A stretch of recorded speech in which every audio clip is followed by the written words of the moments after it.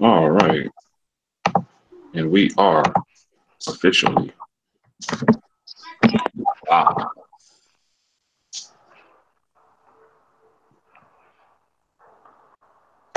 And I'm very, very laggy. Boy, am I Dallas happy to Cowboys football. see you. DCF fan, what's going on, man? What's going on, working class? What's up? What's up, y'all? Pardon me if it's laggy, y'all. My internet is crap. I thought you were supposed to get that fixed on Wednesday. I did. I got the new box and everything. It's still trash. It's my laptop. It's been beat up so much. I'm try to switch to my phone. Yeah, that's what I do. And then just mute and turn off the camera on this one.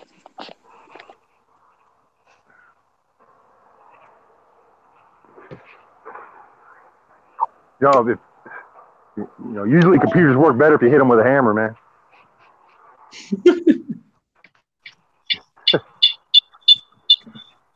Just saying.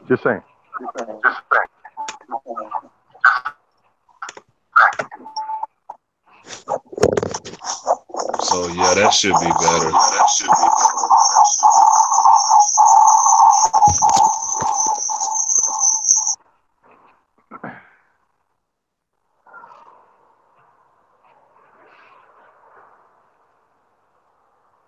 You still there? Yeah, can y'all hear me? Loud and clear.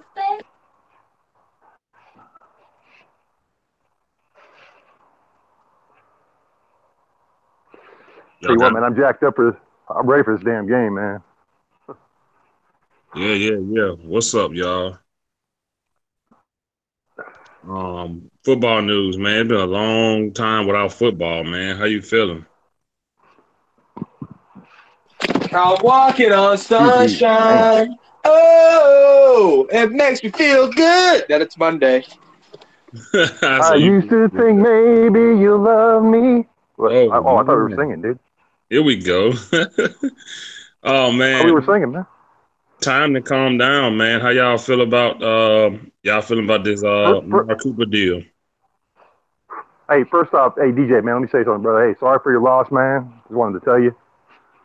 Yeah, I appreciate it, brother. I really appreciate it. Yeah, man. Yeah. I know how it is, man. Trust me.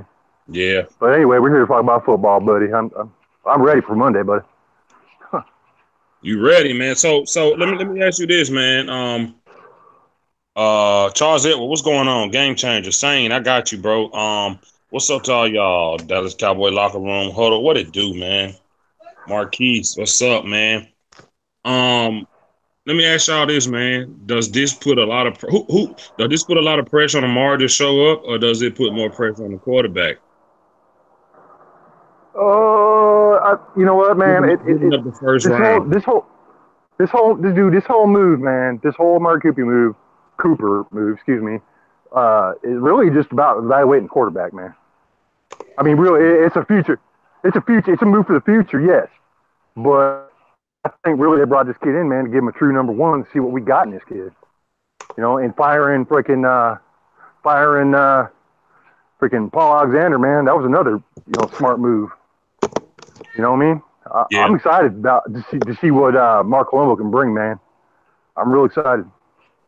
Okay, Marquis said the pressure's on both. Charles said the pressure's answer your question, but yeah. I mean, I get you. Football news. Who do you think most of the pressure is on? Is it on the team as a whole or an individual player? It's on everybody. Okay. We're a 3-4 team giving up a first round pick. Right. And you look at the trades that went on. You look at the age of Amari Cooper, age 24, 2 Pro Bowls. Right. After that, he's been MIA. As kids say these days, ghost. However that means, he's been ghost. I call it MIA. So, but it's on everybody, and it starts with your quarterback, Dak Prescott. If he can't, we're a run first team, number one. And I think the firing of Paul Alexander I'm just glad no one got really hurt under the scheme and the technique he was teaching there. And I like Colombo's thought process here moving forward. I like the pickup of Hanson Hawk to be the assistant. He has way more experience than Paul Alexander does. It's just the talent that we have and the scheme Paul Alexander tried to bring in, it just wasn't a good fit. He's been successful in the National Football League, so it's no knock on him. It's just we got to get back to our old ways. We got to get back to that dog fighting ability. And the offensive line, if it can get fixed by Mike Colombo, it's going to open Zeke up because I'm tired of that fucker only running 30 yards a goddamn game after leading the freaking NFL in rushing. So, once that happens, now is Amari Cooper going to be a 1,000-yard wide receiver in the National Football League? Probably not. Des Bryant wasn't under Dak Prescott. I don't expect Amari Cooper to be a 1,000-yard wide receiver under Dak Prescott's regime. But I do. We complain about the Dallas Cowboys not doing anything. They went out and did something. I might not like the first-round pick give up after watching the NFL trades, but on the deadline date. But we overpaid, and hopefully it overexcites us. Okay. Charles Elton made a good point. The question is how long we have to wait to see the effect of these moves. And see, that's the thing. When you give up a first-round pick for a guy that you say is already ready, we shouldn't have to wait nothing. Monday night, we should see good football. Sane said DCFN stop blaming everything on Dak. What? Working class Cowboy, fifth quarter Cowboys. Can y'all tell me where I put the blame on Dak?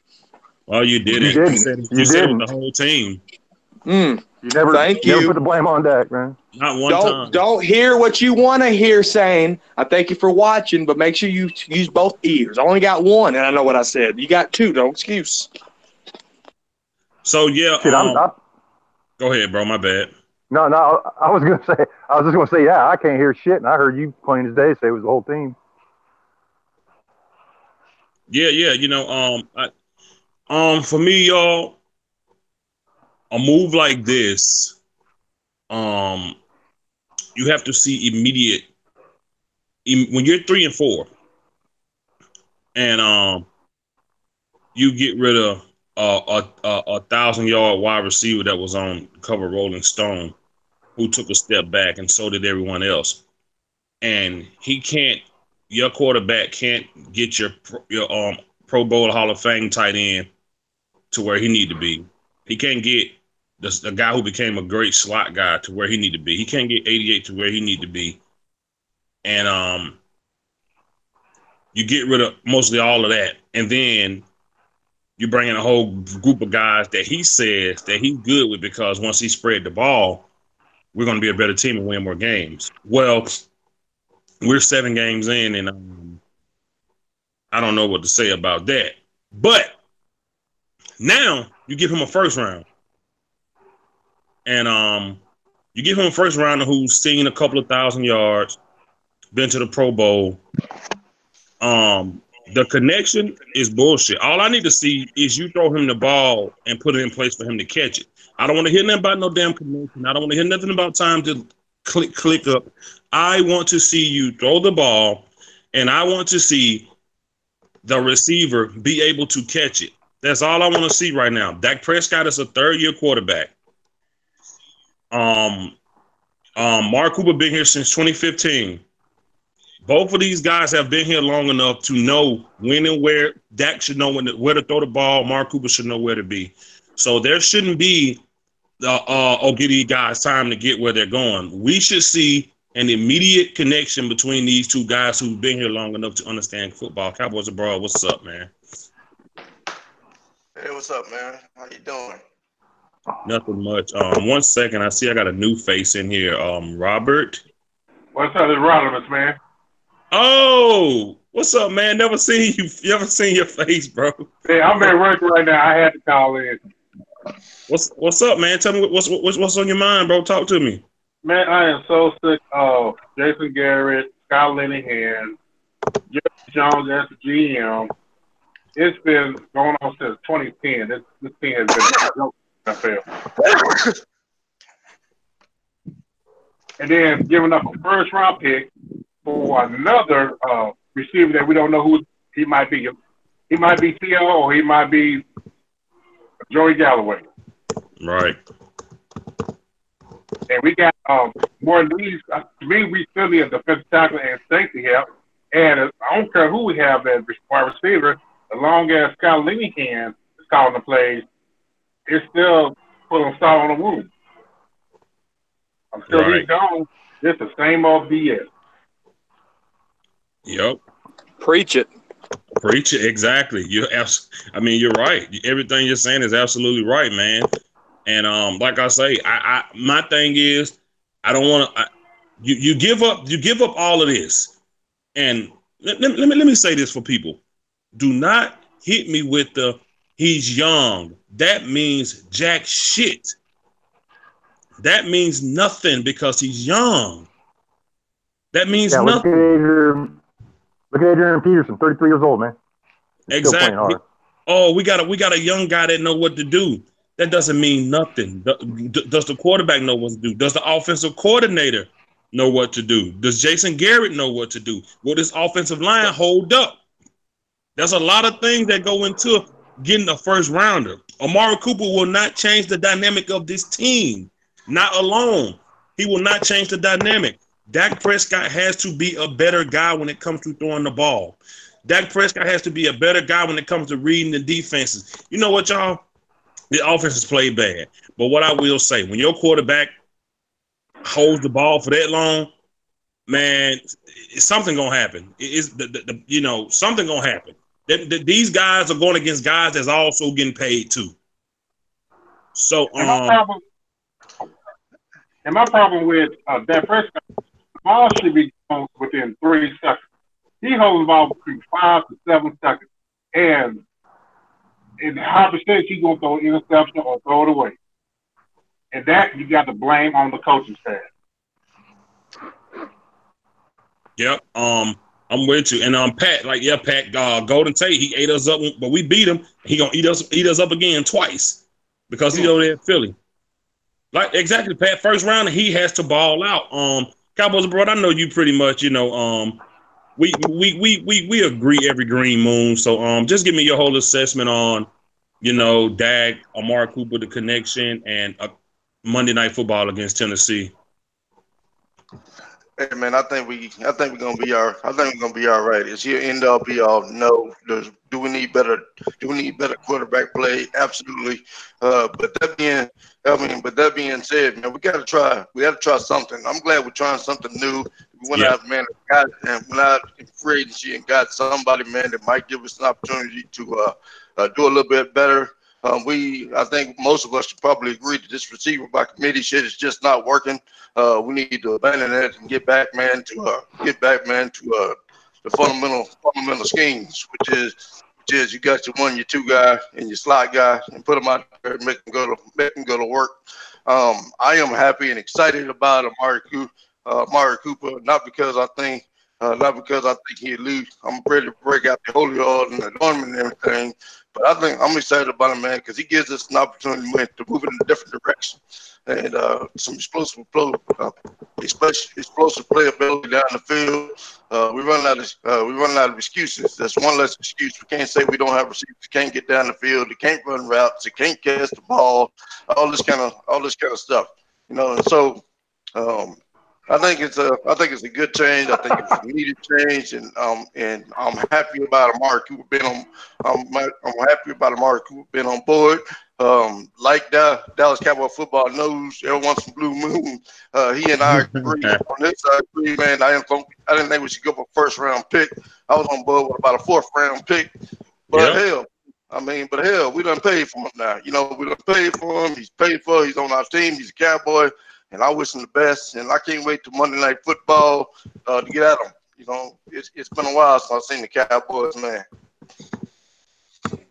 Exactly, man. Exactly. Like I say, everything you're saying, I agree with, man. And we're all pretty much on the same boat right here. Dallas Cowboys football news. Let me ask you this, man. Are you buying the whole? We got a good deal because he's only 24 thing. Absolutely not. I'm not buying that at all. We're going to have a good deal when the guy gets 10-plus touchdowns. One thing that we suck in is red zone scoring offense. The only time we've been good in it was against the Jacksonville Jaguars. That's the only game we've had a successful ratio in the red zone. If Amari Cooper can really help us, number one, on third down, we suck on third down too. If Amari Cooper can figure out a way to help us on third down and help us in the red zone, we will go at least 8-1 in these last 9 games.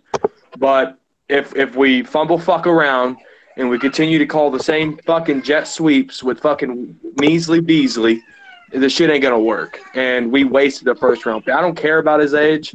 The first round pick is what we put so much pressure on first round picks to begin with as Cowboy fans. There should be that much pressure on Amari Cooper.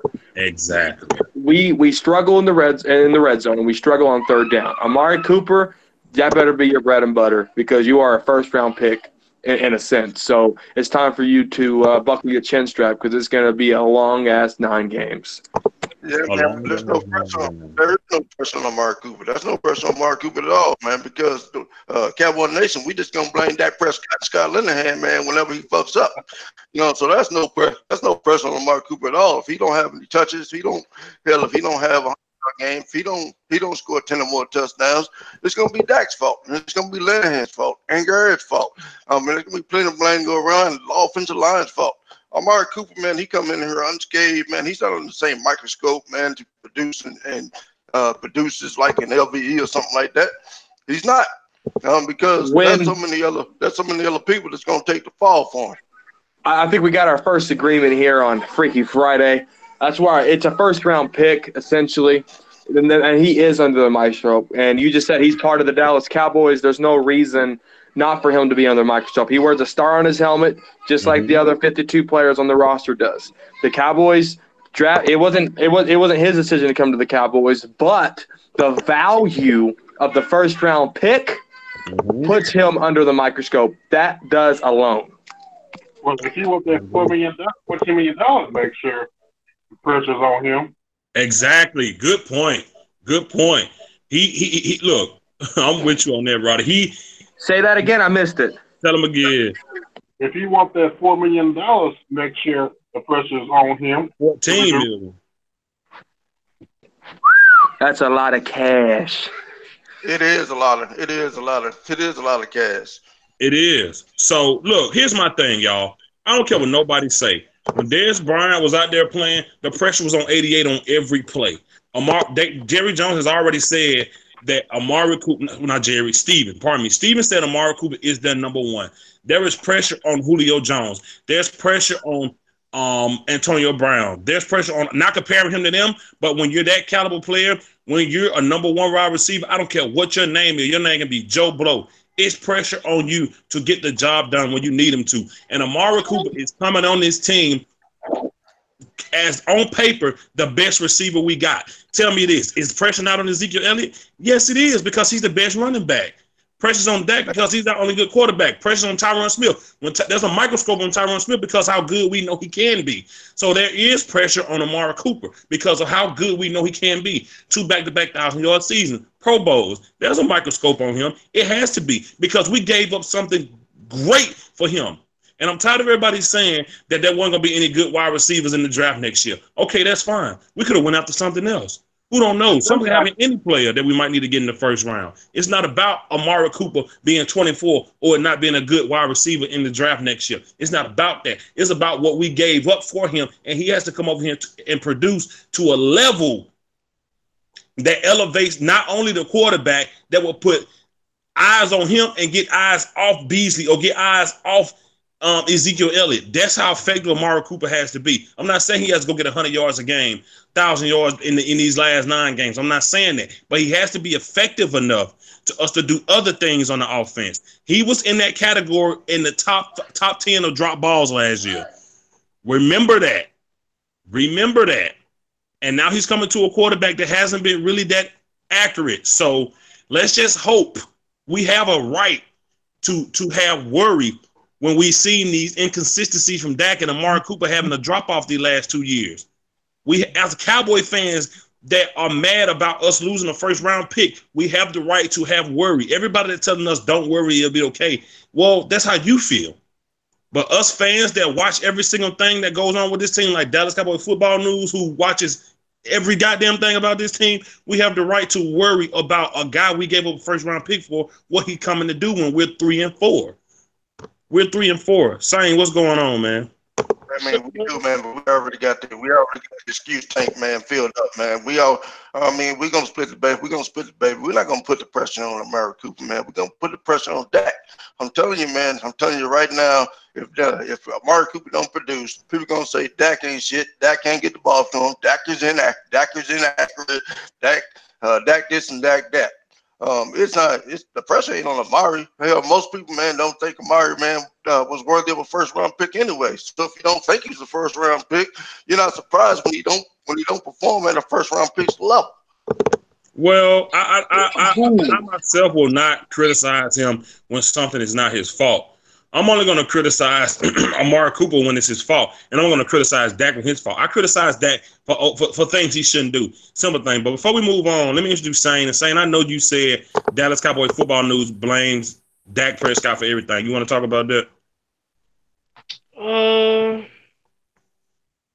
Don't get scared now. Talk about it. Hey, we're Cowboys fans, man. Don't talk about it. Let's talk about it. Talk about it. Because what I hear, because every time somebody makes a bad play, I always hear DCFN say, "Oh, Dak this and Dak that." Like, you gotta remember, if you hate Dak that much, you gotta remember who drafted him. Yeah, you're absolutely right. And let me. You want to talk about drafting Dak Prescott 4th round, right? The Dallas Cowboys aggressive. Well, they didn't aggressive. Well, I guess they kind of progressively pursued Paxton Lynch. The Broncos actually won that pursuit. The Dallas Cowboys tried to go after Connor Cook. They lost that, and Dak Prescott fell in their lap. Now, you have the big argument of, well, Paxton Lynch, Connor Cook, they're nothing in the NFL. And we are fortunate enough for Dak to fall in our lap. I mean, when I criticize Dak Prescott, it's because I know Dak Prescott can be better than what he is. That's why I criticize Dak Prescott, because the 13-3 record, and then ever since then, it's like a 500. The last 10 games is a 500 record. And we're better than that. The offensive line's better than that. But when Dak Prescott overthrows, underthrows, when Dak Prescott runs into sacks, the first 11 sacks of this year, the offensive line was responsible for 2. That means 9 sacks Dak Prescott gave up on his own. That's why I criticize Dak so much, because I know Dak Prescott can play better. But until he shows me that, I'm not going to hype him up, because there's a thing called walk to walk, talk to talk.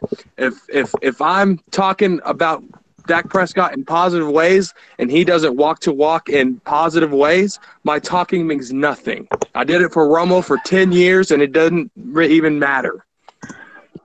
Let me make sure I got a question. Go ahead. As of right now, do Dak deserve $20 million a year? No. Hell no. Nope. Yes. Yes. Who said yes? What? I did. Oh my God. What was the question? He said, "Does Dak deserve right now? Does Dak deserve $20 million?" At this moment, no. Yes, and the reason I say yes, man, is because you got to pay fair market value for your quarterback. In the world of Case Keenum getting paid, in the world of Sam Bradford getting paid $20 million, he can't even keep a starting job. In the world of Jimmy Garoppolo, man, play 10 games in the NFL, man, he walk away with fucking $22 million a year. You gotta pay Dak. He's a starting QB in the NFL. He's starting QB in the NFL, and he's gotta be paid like it. Do you have to pay him like a top 10 back? No, you don't have to pay him like a top 10 back. But $20 million, man, is the value of a QB in the NFL these days. And hell, you talking about a QB, man, that's giving you 29 wins in the NFL. There's some QBs, man. There's some QBs, man, that haven't given you that. Just getting paid well over $20 million. So you Well, damn right Dak Like deserves to he get paid hasn't like everybody else. hold up. he hasn't shown that he earned that big contract yet. Before we move on, I want to go to working class Cowboy. But before I do that, let me talk about those 29 wins. 13 of those wins came from a bull rush of a guy, a collective effort, but mostly of Ezekiel Elliott. So let's not act like Dak was the solely cause of 29 games. Zeke had a big hand in that. So let's remember that. Let's remember that.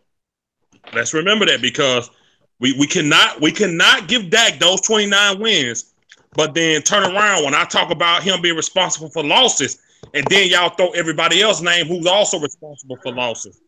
So we're gonna talk about the 29 wins Dak are responsible for. We got to talk about all the losses that he's responsible for. But see, when we talk about the losses, that's when we include everybody else that was causing that loss. But when we talk about the Well, wins, we say Dak won 29 games. No, that team won 29 games collectively. It wasn't Dak alone. Ezekiel Elliott had a big hand in that.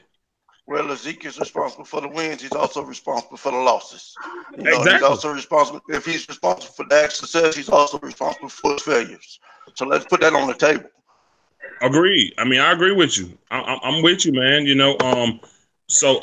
Like I just wanted to put that out there because we can't just constantly, say Dak deserved it because he did 29 wins. We got to talk about that was a collective effort. If that's the case, everybody deserved their money, but it don't work like that. And I feel like quarterbacks will get their money when they deserve it. And as of right now, Dak Prescott deserves what he get.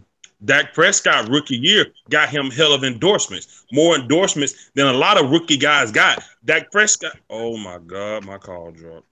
You can't talk about a man. You can't talk about a man's moonlight job. What he getting on the sideline ain't got nothing to do with it. I mean, right now he getting paid $600,000 in the NFL. And right now it's pays. That's what he's getting paid for the NFL. And that's all that really matters right now. We talking paycheck to paycheck NFL QBs. I mean, I'm with you, man, but like I say, it's just a tough one when we talk about that because it's so many ways to. Let me ask working class Cowboy. Working class, do you think Dak as of right now deserves 20 million a year? Not no, but hell no.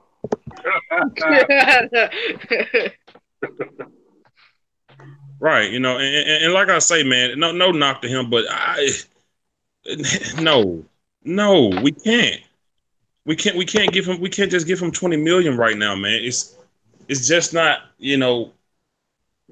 I don't know. We got so much more going on right now to just hand Dak Prescott $20 million. But let me say this. Dallas Cowboy football news. You said you're always saying something crazy, and some of it turns out to be true. So let me ask you this: how, as of right now, do you feel about Cheeto?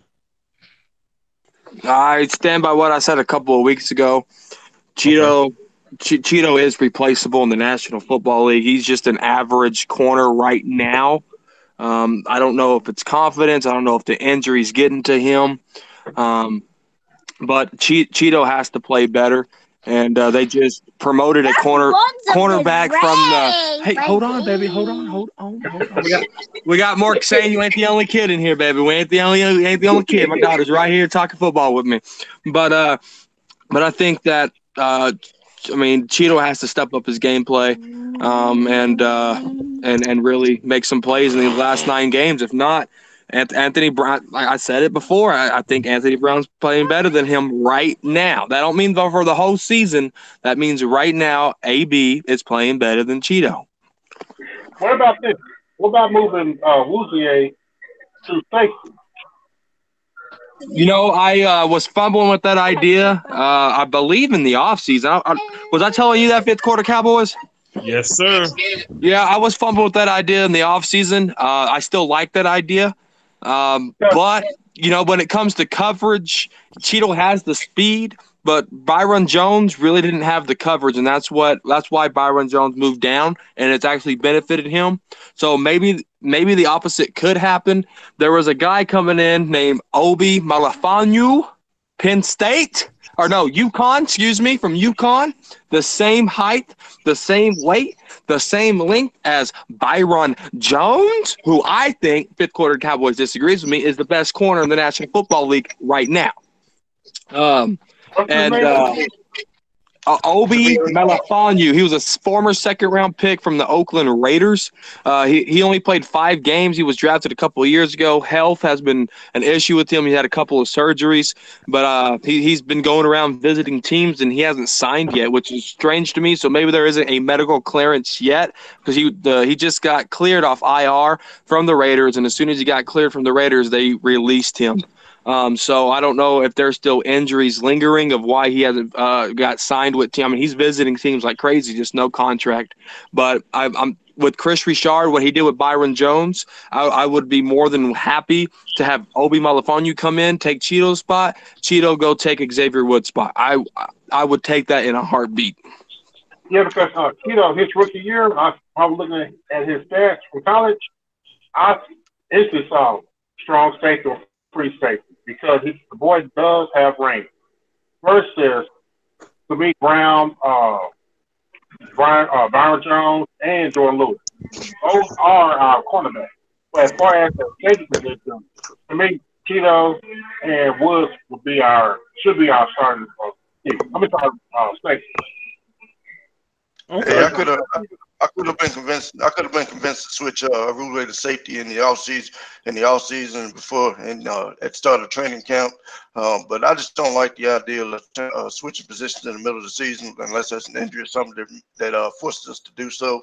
I think when you prepare for a position, you play a position, and you get in a certain rhythm and flow of that position. And I just don't like knee-jerk change. I just don't like knee-jerk change like that mid-season. Now, we talking about moving safety, something at the end of the season, the start of next year. I'd be on board with that. But during the middle of the season, I don't really like the idea unless there's an injury or something that forces us to do it. Yeah, I agree with that too. Okay. So pretty much, let's talk about 21. Let's talk about 21 for a second before we go to the next topic. 21 need to lose some weight. Bro, you read my damn you read my mind. I was just about to say he said he came in his shape, but Lord, he just doesn't look how he did 2 years ago. Too many biscuit. He just doesn't look how he used to look 2 years ago. And I'm gonna start with working class on this one. Then I'm gonna go to Sang. Working class, man. I mean, with what we've seen so far, God, will Zeke even break 1,400 this year?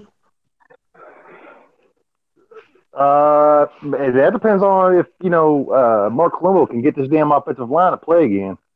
They start playing like they used to play, man, with violence at the point of attack, man. Bring that punch back. You know what I mean? Instead of this damn, high hand, low hand, try to control. They need to punch at the damn line of script. My wife's talking shit in the background. Sorry. That all depends on this damn offensive line, man. It really does. I mean, I think we all know he's more than capable. But, can this offensive line get their shit together, man? And I'm tired of hearing the damn excuses from all these guys. I mean, not excuses, but, I know we can play better. I know. Yeah, we all know you can play better, man, but it ain't translating to the field. So hopefully Mark Colombo, man, can bring that damn philosophy back into that room, and Zeke can do what Zeke does. Colombo mumbo jumbo. Okay. Hey, Sang, how you feel about Zeke, man? You think Zeke gonna have a pretty productive year? It all starts at the offensive line. Okay. I don't know. Because Zeke, he's not the same Zeke that we saw in 2016, so I really don't know. Okay. I mean, that's a fair point. Got a couple of football news. How you feel about Zeke, man? He's averaging 88 yards over the course of 7 games. He has 619 yards. And so he's going to crack 1,000. Okay. I think, with the way that I see him a 13-yard running back this year. I think plus 1,300 plus yards from Ezekiel. He has 3 touchdowns. One thing he does need to pick up, I put pressure on Amari Cooper for red zone. I also put pressure on Zeke and this offensive line for red zone production. I'm not worried about Zeke. One thing I am worried about is this offensive line not blocking for him. Hell, he's had knee injury, ankle injury already this year. So I'm hoping that this offensive line can start making holes where your fifth quarter Cowboys can run through it. Yeah, that's real nice, man. Hey, Cowboys abroad, man. 21. How you feeling about Zeke so far, man? Hey man, first of all, man, I think man that injury, man, that he suffered, man, that ankle injury he suffered in the Detroit game, man, is a lot more um, causing him a lot more problems than what he let on, man. So he's not really producing like probably like he would want to, like he would Right. want to. Um, right now, man, I'm not really happy with his numbers. Looking at his numbers, man, he's had a 33-yard game, a 54-yard game, a 30.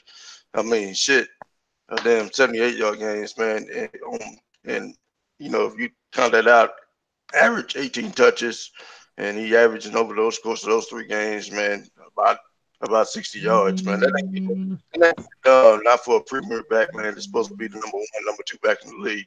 That just I don't know, man. I don't like I don't like the direction in which you're going. I think we should have probably gave Zeke more time to heal after the Detroit game.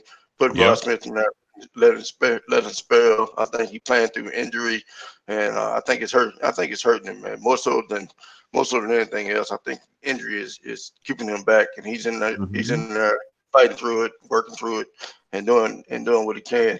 And he's not getting any help from that old line either. That old line got to help him out. Got to help him out. Not getting any help from Olawale. Olawale, man, need to get in those hills. He's supposed to be a damn fullback, man. I don't see him come Right. open damn holes. I don't see him open up no damn holes. I don't see him slipping out the backfield. He don't take a 4th and 1, man, and fucking pound the ball in. I don't know why we even got fucking Olawale. But let me get back on Zeke. That's neither here nor there. He don't have Olawale open up some holes for him.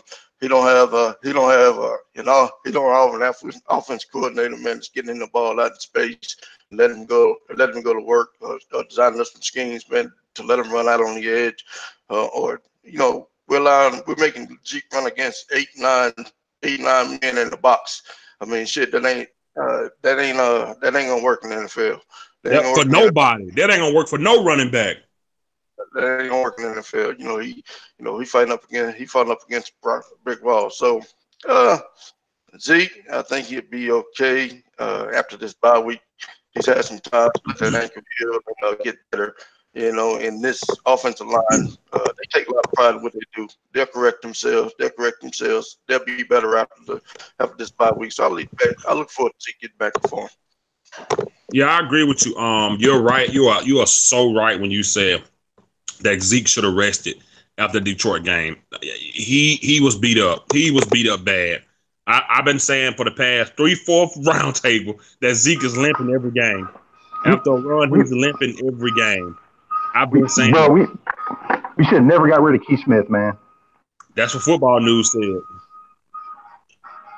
Keith Smith used to be a linebacker. Keith Smith was Zeke bread and butter in 26. That man was an animal, man. Olawale is on the sideline most of the time. We put him in desperate moments. Then everybody talk about, oh, he's more like a tight end. Tight shit. We ain't going to see Olawale. Hey DJ, man, I just like Keith Smith, man, that dude would go in there and dig out them damn freaking linebackers, bro. He was fearless. Hey, I just like to pose one question, man. I don't see it, man. You guys can help me out, man. What the hell is Olawale doing? I don't see him catching passes. I don't see him blocking. I don't see him fucking taking 1 or 2 yard handoffs. What the hell are we doing with Olawale? Please, somebody tell me. Help me out. Help me out, family. Let me know. Let me know what's up. Special teams. He's blocking on the special teams.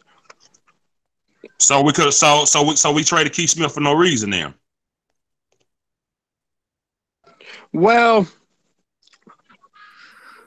When Keith Smith was being used, it was mainly in the fourth quarter when the Cowboys are running out the clock, pounding the rock. Classic Dallas Cowboy football over the last half a decade. And this year we've been behind the chains, third and 20 to freaking galore. We really haven't been playing our football that we know that the Cowboys can play. So when you're in those situations and you're playing from behind and you're really not, doing winning football things, and when you have to pass, you're not going to use your fullback in those situations. So I think if we get back to winning football, staying ahead of the chains, you'll see a lot more Awalier. Okay, well, you say so, but I'm with Cowboys abroad with this one. I'm puzzled. I'm with Cowboys abroad on this one, man. I'm completely puzzled. I don't know, man. Like this a tough one here. Sheesh. Like Zeke, not Zeke, Olawale, man. It's just like he's just on the team. He's just there getting the check, in my opinion. It's really hard to say the guy has been affected. I mean, who's really has been affected with this team? This team is breaking down. It's lose, win, lose, win, lose, win. And we had this conversation once before. A lot of people jumped on my head about this. They were on me about it. I'm gonna go to it again. 77 Tyron Smith. This guy has to step up. We have young players that is ready to get paid. We got Charles Edwards just made a good point. He said, if you're worried about Dak and his $20 million, wait until Byron Jones hands Jerry Jones his PFF stats and demand to be paid like a number one corner in the league. So we got to pay Tyron. I mean, oh God, no. We got to pay Byron Jones. We got to pay Dak Prescott. That's what they say. We got to pay Zeke again. Like, we got so many. Tank Lawrence want to get paid. I mean, oh my God, dude. So many people are coming up to get paid, man. What? I don't even know what the hell. I don't know what the hell. I don't think Lyle Collins will be on this team long. I'm gonna be honest with y'all. I don't think Lyle Collins will be here long, but it's just so many guys coming up to get paid, man. And this team got to do some real evaluation. Tyron Smith has to get himself together ASAP. ASAP. Stop saying every game is something that you got to figure out. Stop saying that. Figure it out. Stop saying you just got to figure it out. Like, man, figure it out, man. I mean, don't get me wrong. Dak Prescott holds that ball long, and you guys can only do so much. But when I see you screw up a first down run, when you screw up a big first down run because of holding, or you grabbing somebody around their neck, you can't bend no more. It's all gone. You know what I'm saying? And it's time to start looking for a left tackle. Y'all might not agree with me, but that's just I've been saying it forever. Everybody got on me. Even 5 months ago, Football News got on. He didn't like it neither. But I'm still sticking to my guns. It's time to start looking. He's breaking down. Lyle Collins is not what he was last year. I don't know what's going on with him. Well, you look at the changes the Dallas Cowboys made. They fired the head offensive line coach. So the Cowboys organization agrees with you, fifth quarter Cowboys. And this Mark Colombo and Hanson Hawk, this could be the resurrection of Tyron Smith and Lyle Collins. I'm not concerned about interior offensive line right now. Joe Looney's playing at a high level. He's more consistent than inconsistent, but that's what you get from a backup center. The rookie Connor Williams is coming up, and Zach Martin's fucking Zach Martin. So the interior, not concerned. The exterior, that's where you just talked about it. Tyron Smith, Lyle Collins, and I think Mark Colombo, hopefully, with the Hats and Hawk, can resurrect our tackles, man, and play some football. Hey, DCFM, man, I agree with you, brother. Hey, I'll tell you, man, what I think the deal is with Lyle Collins, man. If you noticed last year, he's left-handed, man, and he's on the right tackle spot. It took him all year last year, damn near, to figure out how to punch with that right hand, right? And then we fire our damn O-line coach in the offseason, bring in this Paul Alexander clown, and he changes the damn technique and method in which they freaking have to block, and this kid's struggling. If they get back to the way they used to block, with the two-hand punch, using power, meeting the guy at the line of scrimmage and hitting him before he gets his hands on you and being the aggressor, I think the kid's going to be fine. But like you said, man, We changed the damn coach. We brought that clown in from Cincinnati, and all of a sudden, this dude can't play right tackle anymore. Simp, what's going on, brother? Yeah, man. Cowboys, bro. How you feel about 77, man? Hey man, 77 man, he having a down year, man. He's having some problems, man. And I think the working class Cowboys, man, is doing something, man. We changed offensive line coach, changed offensive line schemes, man. He started struggling. Um, he's holding primarily because he's getting beat. Um, which me personally, I'd rather want to take the damn holding call, man, to let our quarterback get cream, man, like Byron Bell or fucking Chaz Green or something like that, man. At least he's trying, man, to protect our quarterback. So even if it costs us some yards, man, at least it don't cost us the health and strength of our damn QB. So um, it's a time to start looking. I think you should never really stop looking for talent. If you can upgrade, you should always be willing to upgrade. But as it stands right now, I really, I really don't think, man, that we're gonna find a much better player, man, than damn Tyron Smith. He's having some struggles right now, but hell, sometimes 80% of a guy, man, is better than 100% of another. Mm. Tyron Smith, man, is, I mean, hell, for the last couple of years, man, he's been at the damn top of the league. He's up there for a reason. Is he having some struggles? Yeah, but I think he'll get it figured out. Right, right. I agree with you, man. I just think like I've stood on this ground since off season. I talked about how he said he's in the best shape of his life every year, and it's just so crazy how he's had such a drop off, and man, it's just not looking good. I mean, coming off the injury last year to now where he's having such a hard time, and oh man, I just don't know, y'all. Let's talk about Sean Lee, Leighton Vander Esch, and Jalen Smith. Man, I'm gonna start with little bro on this one. I'm gonna go to Sane. Sane, man. How you feeling about our linebacker core coming up this week, man? You think we're gonna have a complete healthy Sean Lee to play this whole game?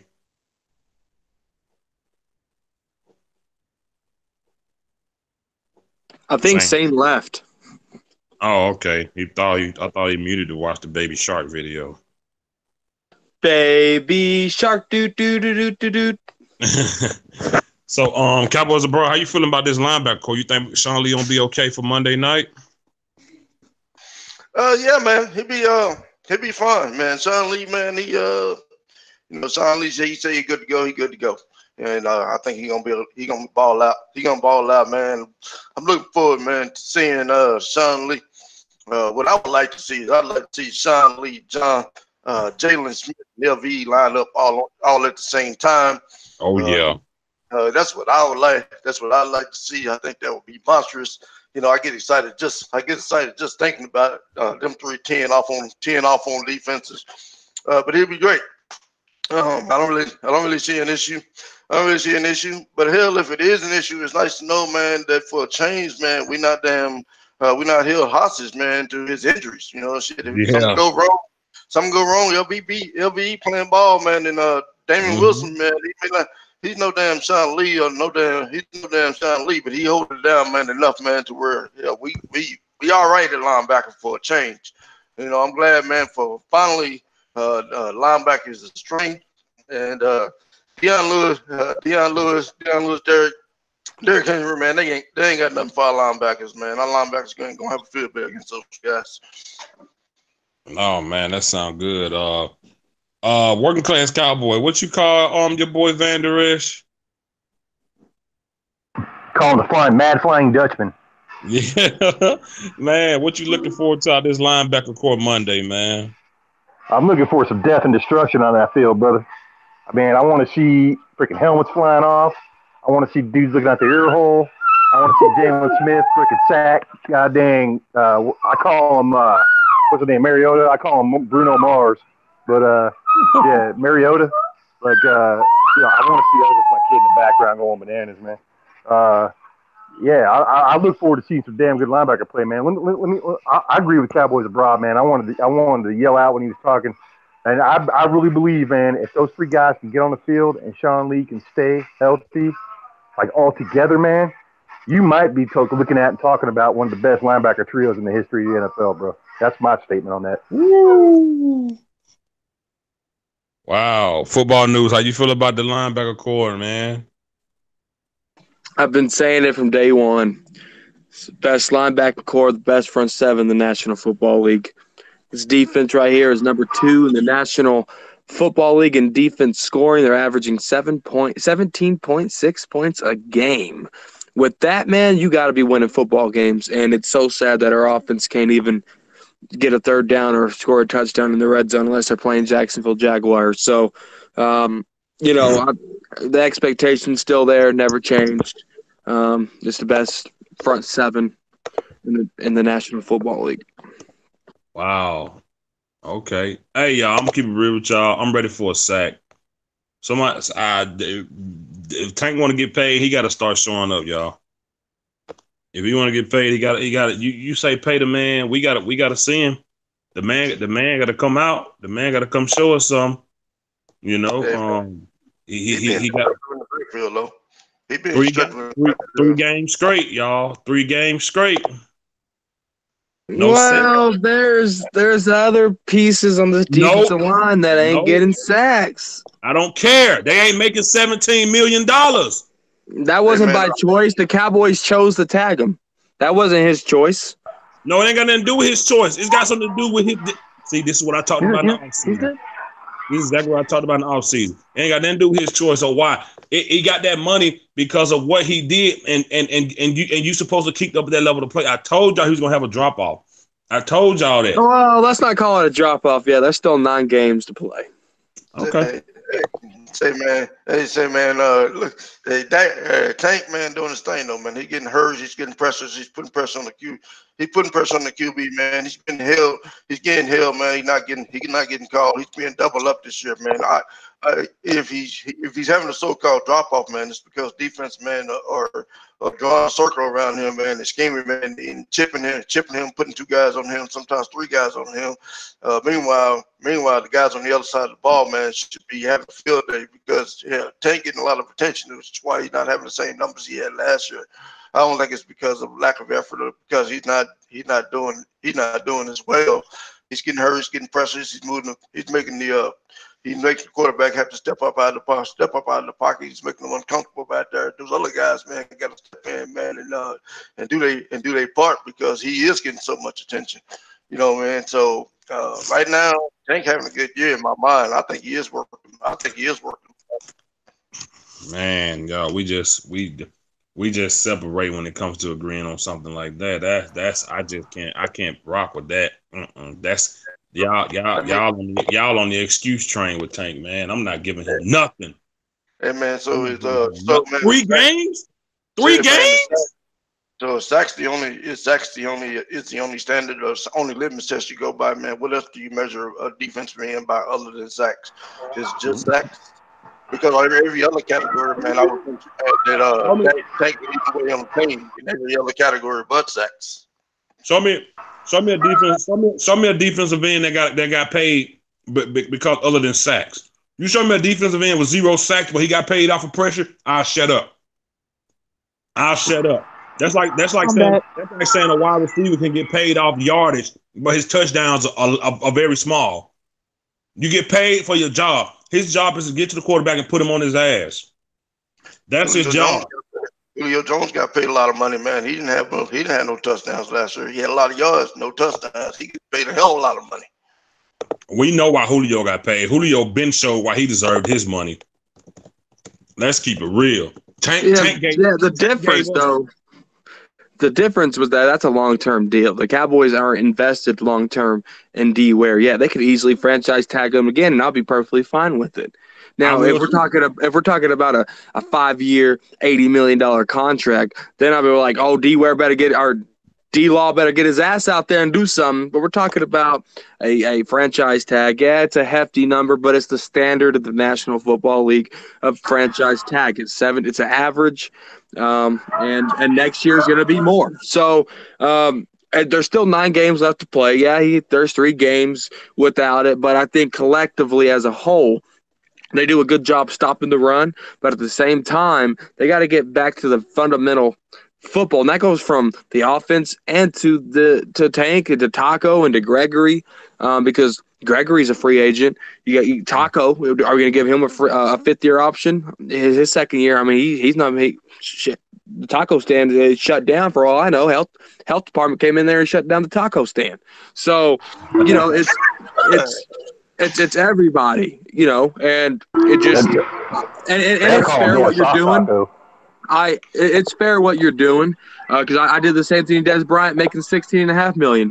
So I understand where you're coming from. I put the same pressure on Des Bryant, but there's 9 games left to play, and he can.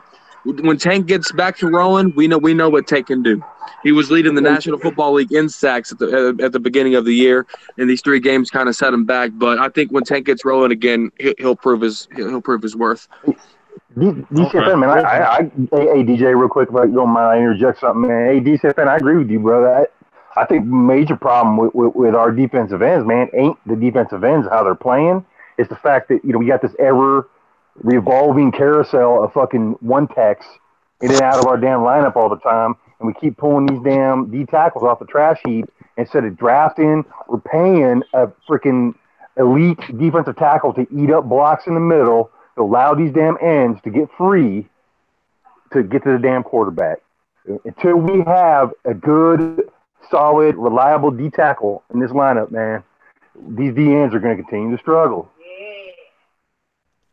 Yeah, I don't know. I like what we got in the middle. Malik Collins getting sacks after coming off of a broken foot. Antoine Woods is making noise in the middle. Tyron Crawford is making noise in the middle. Yeah, he is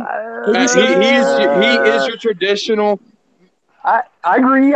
He's playing well, man. I agree with you. I'm not arguing with you. I'm just saying, he ain't a Dominican Sue, man. He ain't freaking Reggie White. He ain't one of them freaking elite one techs that's going to eat up, is going to demand a double team so that these DNs can get loose, man, and wreak havoc. I mean, I do agree with you, man. We got some guys playing well, but I want a dude that plays lights out, not just well.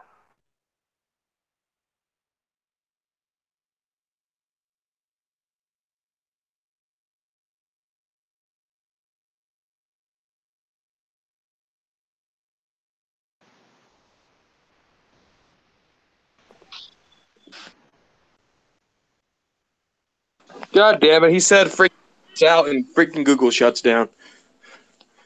Oh, that ain't so.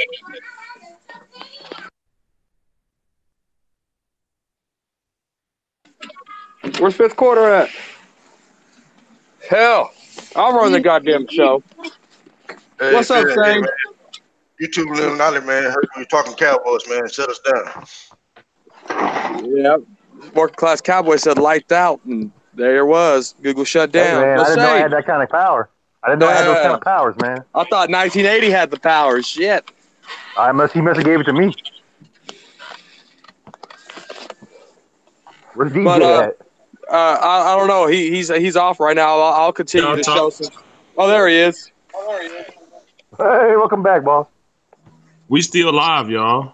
I was gonna be your co-host. I was waiting for you to get back. We still live. We good to go, y'all. Sorry. Working class Cowboy said lights out. Google said okay. I didn't tell y'all, man. I work for Google. My Cowboys family. My Cowboys family in here. What's up? They said they joined. Man, Sane got starstruck. Have a one-on-one with Sane real quick. My Cowboys family. Sane got a little starstruck. Hey, let him do a damn cyber hug real quick. We live. Say it ain't.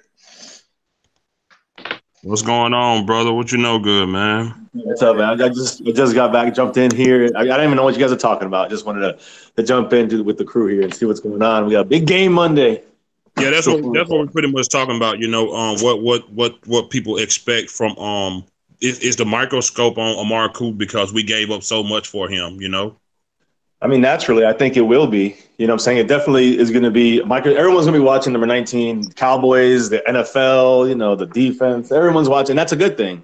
But at the same time, I'm going to go back to what I always say. It just depends on how he's used. If Nussmeier, the tight ends coach, he was an Alabama coach and he knows about, Calvin Ridley and Julio Jones and Amari Cooper. So he might be able to guide the hand of Lenny Hand. They got to guide his dumb ass, and they can do that. If they can guide his dumb ass, then there's a chance we can use it. Now, I'm hearing a lot of good things. We're going to talk about it later tonight on our side, and on the roundtable tomorrow.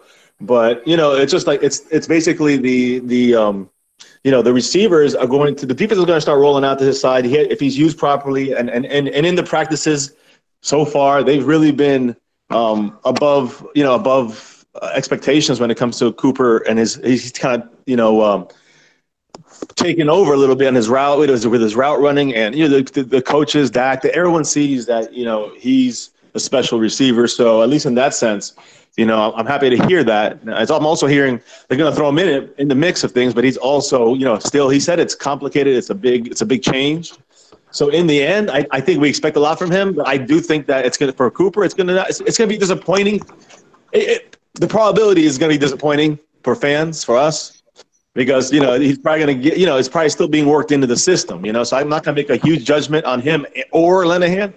I already judged Lenahan, his dumb ass. But if we blow this game or he's not used properly, I would not be surprised to see Lenahan fired on Tuesday. Wow. I hope so. Yeah, I'm not saying it's going to happen. I just wouldn't be surprised. Right. Don't get your hopes up. That shit ain't happening. Yeah, We're not getting our hopes up. We know Jerry ain't doing nothing. He ain't doing nothing like that. My Cowboys family, while I got you here, bro, I know you got to set the thing up. Let me ask you this. Is more pressure on the team as a whole or Dak Prescott and Amari Cooper as players separately? That's a good question, man. I mean, shoot, I think we lost him there for a second. No, I actually, I think it's both. Honestly, I think the whole team has pressure because of the way they've been kind of up and down and playing. They're at home on the main screen. Everyone's been waiting 2 weeks. I mean, not just like Cowboy fans. You know how it is, guys. Everyone loves to hate us. So they are waiting for us to falter, whatever it is. But everyone's watching, and Jerry Jones knows it. Dak knows it, Cooper knows it, and the coaches know it. The offensive coaches know. Everyone knows it. So it's a big display. This is what Jerry Jones wants, and this is where he wants to cash in. So it is a lot of pressure on the team. But I also think, like you said, it's just naturally Dak knows he's got all the pressure on him now. He has all the pieces, and supposedly he's got the pieces now. That's supposed to. I don't expect it all working this week. It's not going to just overnight. The offensive line's going to be just clicking perfectly because we got Colombo in there. Although I do like the switch back to something basically back to what we've been doing. So it's not anything other than Connor Williams. Everybody else kind of knows the deal. So I'm not worried too much there. It's more the Amari Cooper situation and that expectation. I just want to kind of slow that down. If we use everybody right, listen, Hearns is going to start over Gallup for now. But as soon as Gallup needs to get in there much more. We need to get Hearns the hell out of there. And I just think that we need to get into like a more solid offensive, receiving core rather than a rotation. I think we're going towards that anyways. And in the end, I think the pressure is on Dak and Cooper. But I don't think it's on that much on Cooper, honestly, guys. I think Amari Cooper is going to be fine. I don't think he has that much pressure, But I think it's going to come to I think it's more on Lenahan than anybody else right now. I really do. I think the pressure's on him. I'm not saying he's going to get fired. I'm just saying I hope. But I'm just saying if he has a real bad game or does not use Cooper in that way on that stage, I'm just saying I would not be surprised. I would not be surprised if Jerry did something crazy like that because they're on that level right now where they've been doing crazy stuff. So you just don't know what's going to happen. Wow, I mean, I got a question. Go ahead, man. If Amari Cooper is number 19, then what number is Bryce Butler? Bryce is not on his team. He not? No, sir. He was on for like 5 weeks or something. He played like 1 play, 2 plays. Pointless. I mean, just pointless type of stuff. You know, it's all Yeah. just pointless. You know, I just Well, I don't mean, understand it, man. You know, MCF, I asked these guys a question about 21. Like, do you think? And Cowboys brought me a good point. He said, you know, it's pretty much hard for anybody to to succeed at the running back position when everyone is selling out for your running back and putting 8 in the box. But could you see Ezekiel Elliott, you know, breaking out for these last 9 games and, you know, cracking at least 14, or is it too late for something like that? I mean, I still think we have a chance. I do. I think that, you know, again, if we get to the best case scenarios here, if Cooper is used properly, Dak targets him, you know, whether by force, you know, or by game design, that's Lenahan. But if we get that working, like if we get that going, it's going to open it up for Zeke, and that's a fact. We know that. It's just a matter of getting it going. And I don't care who you're using out there. You know, Lenahan has to work this offense the right way under the schemes, personnel. I wish we saw 10 player personnel. You know, that's 4 receivers and 1 running back.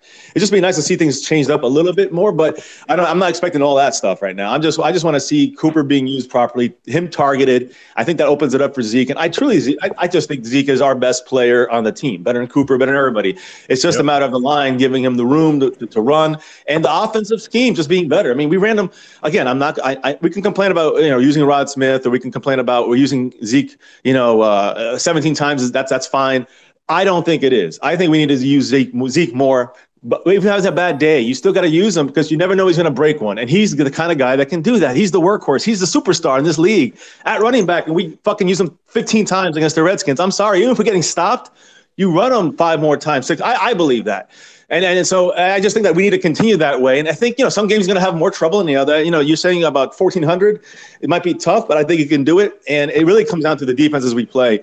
I do think they get a little bit overall, on paper, they look like they get a little bit easier, but it's, you know, it doesn't really. It's got the NFC East teams, and, you know, it's still always a battle. So I think Zeke can do it. It's going to be tough, but I think he can do it. And it's not only on him, obviously. The offensive line, if that clicks, the receiving situation with Cooper, if that clicks, a lot of ifs. But if it does happen, he will get 1,400.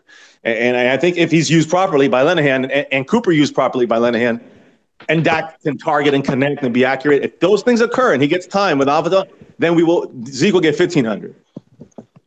Okay. That's got about football news. Do you think getting rid of Paul Alexander and bringing in this guy in, do you think it's going to help not completely solve our O-line problem, but would it help us get back to what we need to be? Absolutely. I watched Mark Colombo's interview today. He's a blue collar style coach. He likes to be aggressive. He prides himself on being aggressive. It's not done yet.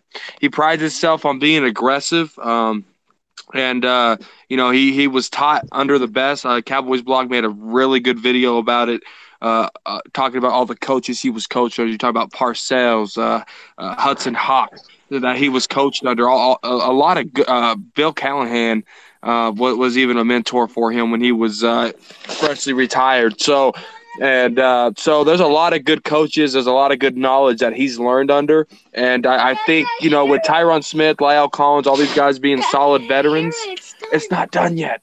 All these guys being, you know, a solid piece to the offensive line, I think that it, like with crap, I forgot my train of thought. So with Tyron and Martin and La'el and hell, even Joe Luna, these guys being vets, I think they're going to pick up that aggressive nature that they used to do just a year ago.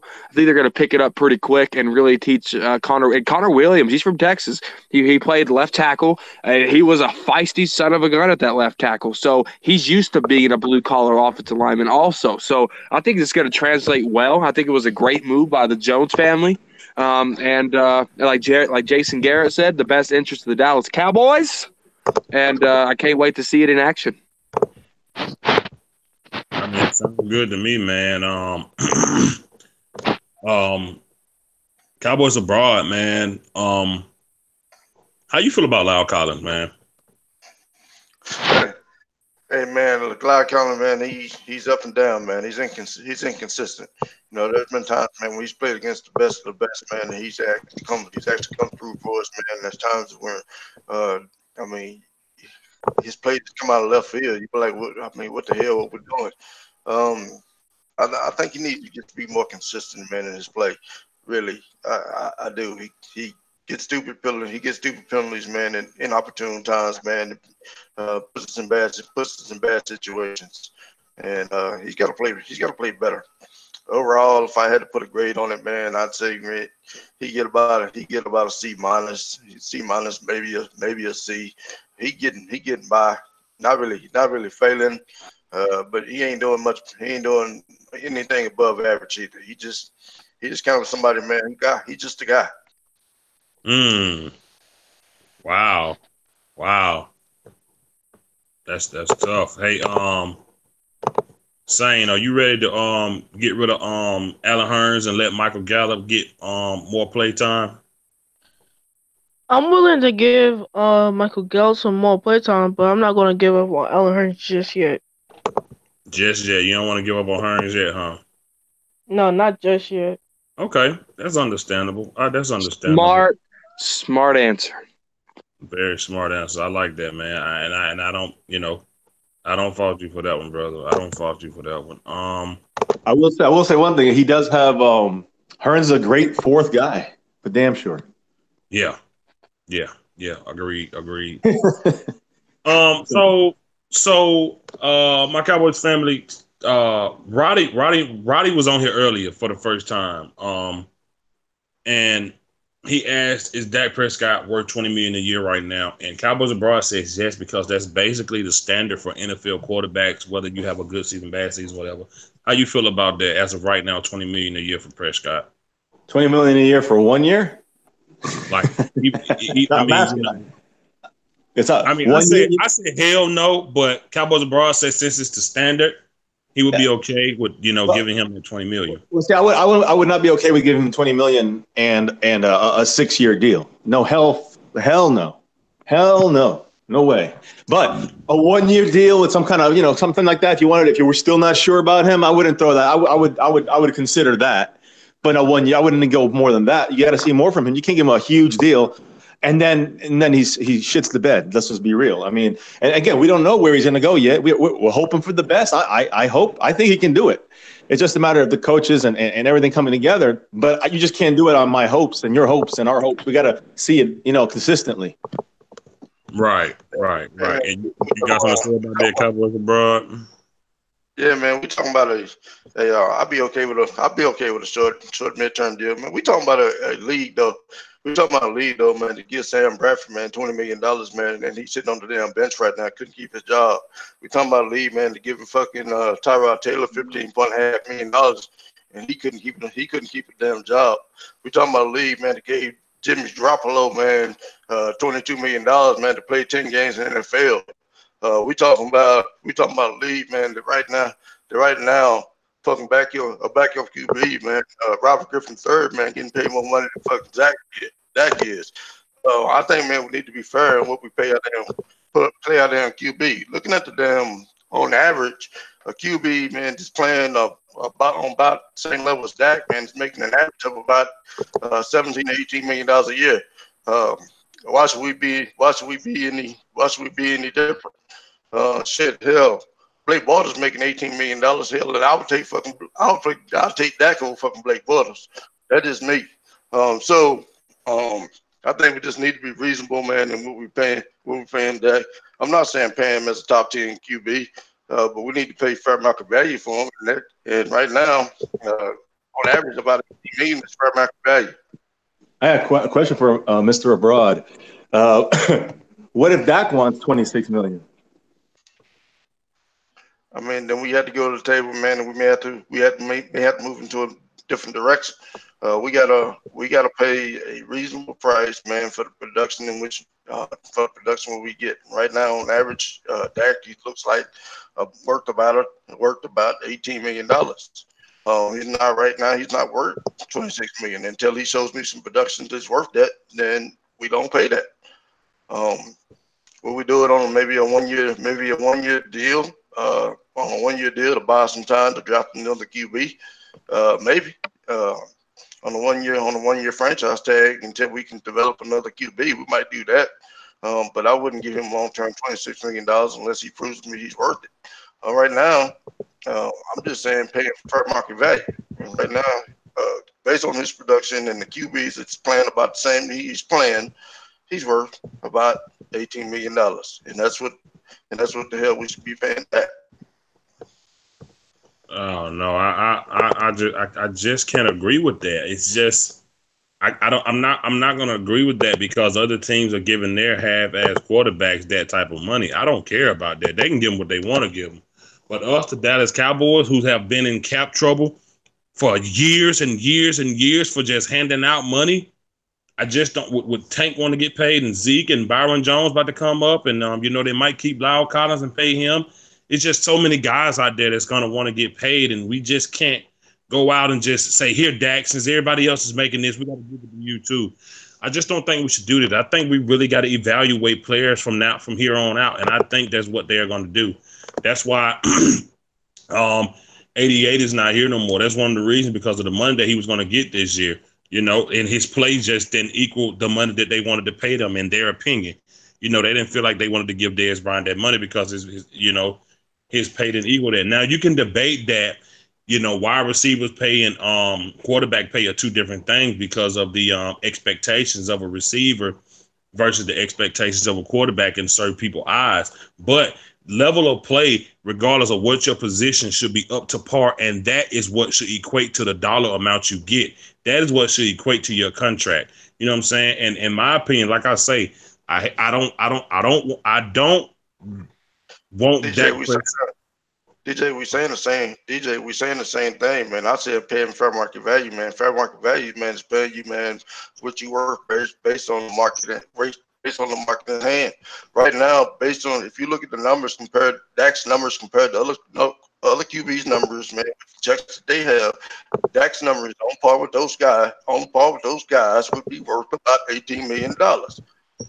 No, You're saying, here's what here, you're saying pay a guy based on his production. Well, if you compare his production, man, to other QBs that's getting paid that's what his production is valued at. well, you forgot about the first part. You forgot about what I said before I said that. I said this team has been in cap trouble for so many years that now that they are being very careful on how they pay guys, and that's why 88 isn't on that team anymore. They're not gonna rush and pay Dak Prescott because he won 29 games. They rushed and paid Tyrone Crawford, like they rushed and paid a lot of other guys. They ran into it, and paying all these guys that put up in so many bad positions that I think they are careful. That's why Tank Lawrence got franchise tag, because they are no longer paying guys off of one season of good play anymore. And that's what I agree with, because we can't get in that money trouble no more to where we just gotta go and get guys that aren't good. We gotta manage this money right now. And that's why Tank is being tagged, and he may be tagged again next year if he don't start getting more sacks. That's what I mean. Yeah, that you got to pay guys off how good they are, but you got to have consistency. Since 13-3, Dak Prescott just hasn't been there, regardless of who fault it was. He took part in some of that fault. You know what I'm saying? It's just what it is. We can't get in cap trouble because we want to pay somebody because what another team is paying their guys. We're going to get in trouble again financially, and we're not going to have no money to pay people, the guys that we might need or might want. That's just how I feel about it. When Dak Prescott can show me that he deserves that money, then we can give it to him. But has he showed it to me? Hell no. I think Dak Prescott is making exactly what he needs to make as a quarterback right now. I'm glad DeMarcus Lawrence did get a long-term contract. I'm glad he got franchise tag. This shows that the Cowboys are being very careful with their cap space right now, because we've been at the bottom of the totem pole with being able to sign players, because we've had no money with all these guys that had 1 good or 2 years, and they fell off after that, and we still paid them in the double-digit millions of dollars. That's why I'm not ready to pay him yet. That's why. That's the main reason why. Yeah, man, what that getting paid right now is bullshit, and he's well worth of what getting paid, man. Hell, he's getting paid less money than fucking Cooper Rush. That is straight up bullshit. He's getting paid less money than all the fucking better Dak backups in the Prescott is fucking not league. making less money than Cooper Rush. He is too. He's making less money than fucking Cooper Rush. No, that's not true. He is too. No, Hell no. Dak Prescott is not making less money than Cooper Rush. It is too, man. I'm sitting here looking at it right now, man. Cooper Rush making 1.6 million. But see, here's what you got to factor in. Dak Prescott, you know how much money Dak Prescott is making off the field?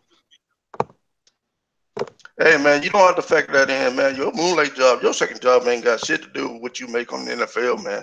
Nothing. It has absolutely nothing to do with it. Our second job I have, man, don't have shit to do with the salary I make on my fucking current job. Could it be the year of his contract, though? Huh? Could it be the year of the contract? Because he's in his second year second year, right, for him?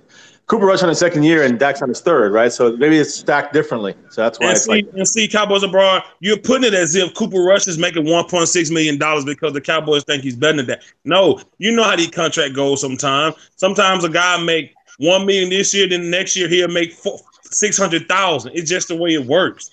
Dak Prescott, we cannot get in cap trouble anymore. You know how long Tyrone Crawford, Sean Lee, Tony Romo, Dez Bryant, most of these guys that aren't here anymore had us in cap trouble. We cannot get there anymore with rushing to pay guys, and that's why Tank Lawrence got franchise tagged this year. That's why. You want to throw us right back in the debt? We got to pay Amari Cooper, Byron Jones, Jalen Smith. I mean, come on, brother. We got a lot of guys to pay. We can't. If Dak Prescott is worthy of his money, he will get it. But I'm not gonna say, as of last year, 9-7, this year, 3-4, that Dak Prescott is already worth $20 million. Hell no. Hell no. If you compare his numbers to other QBs that's performing on the same level, that is the fucking paycheck.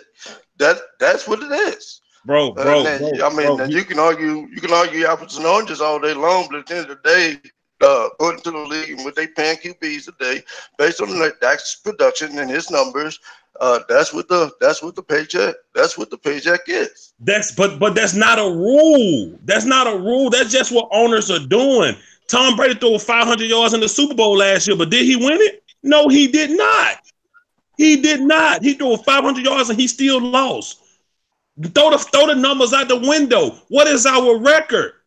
What is our record? That's what it's about. When we needed Dak to step up,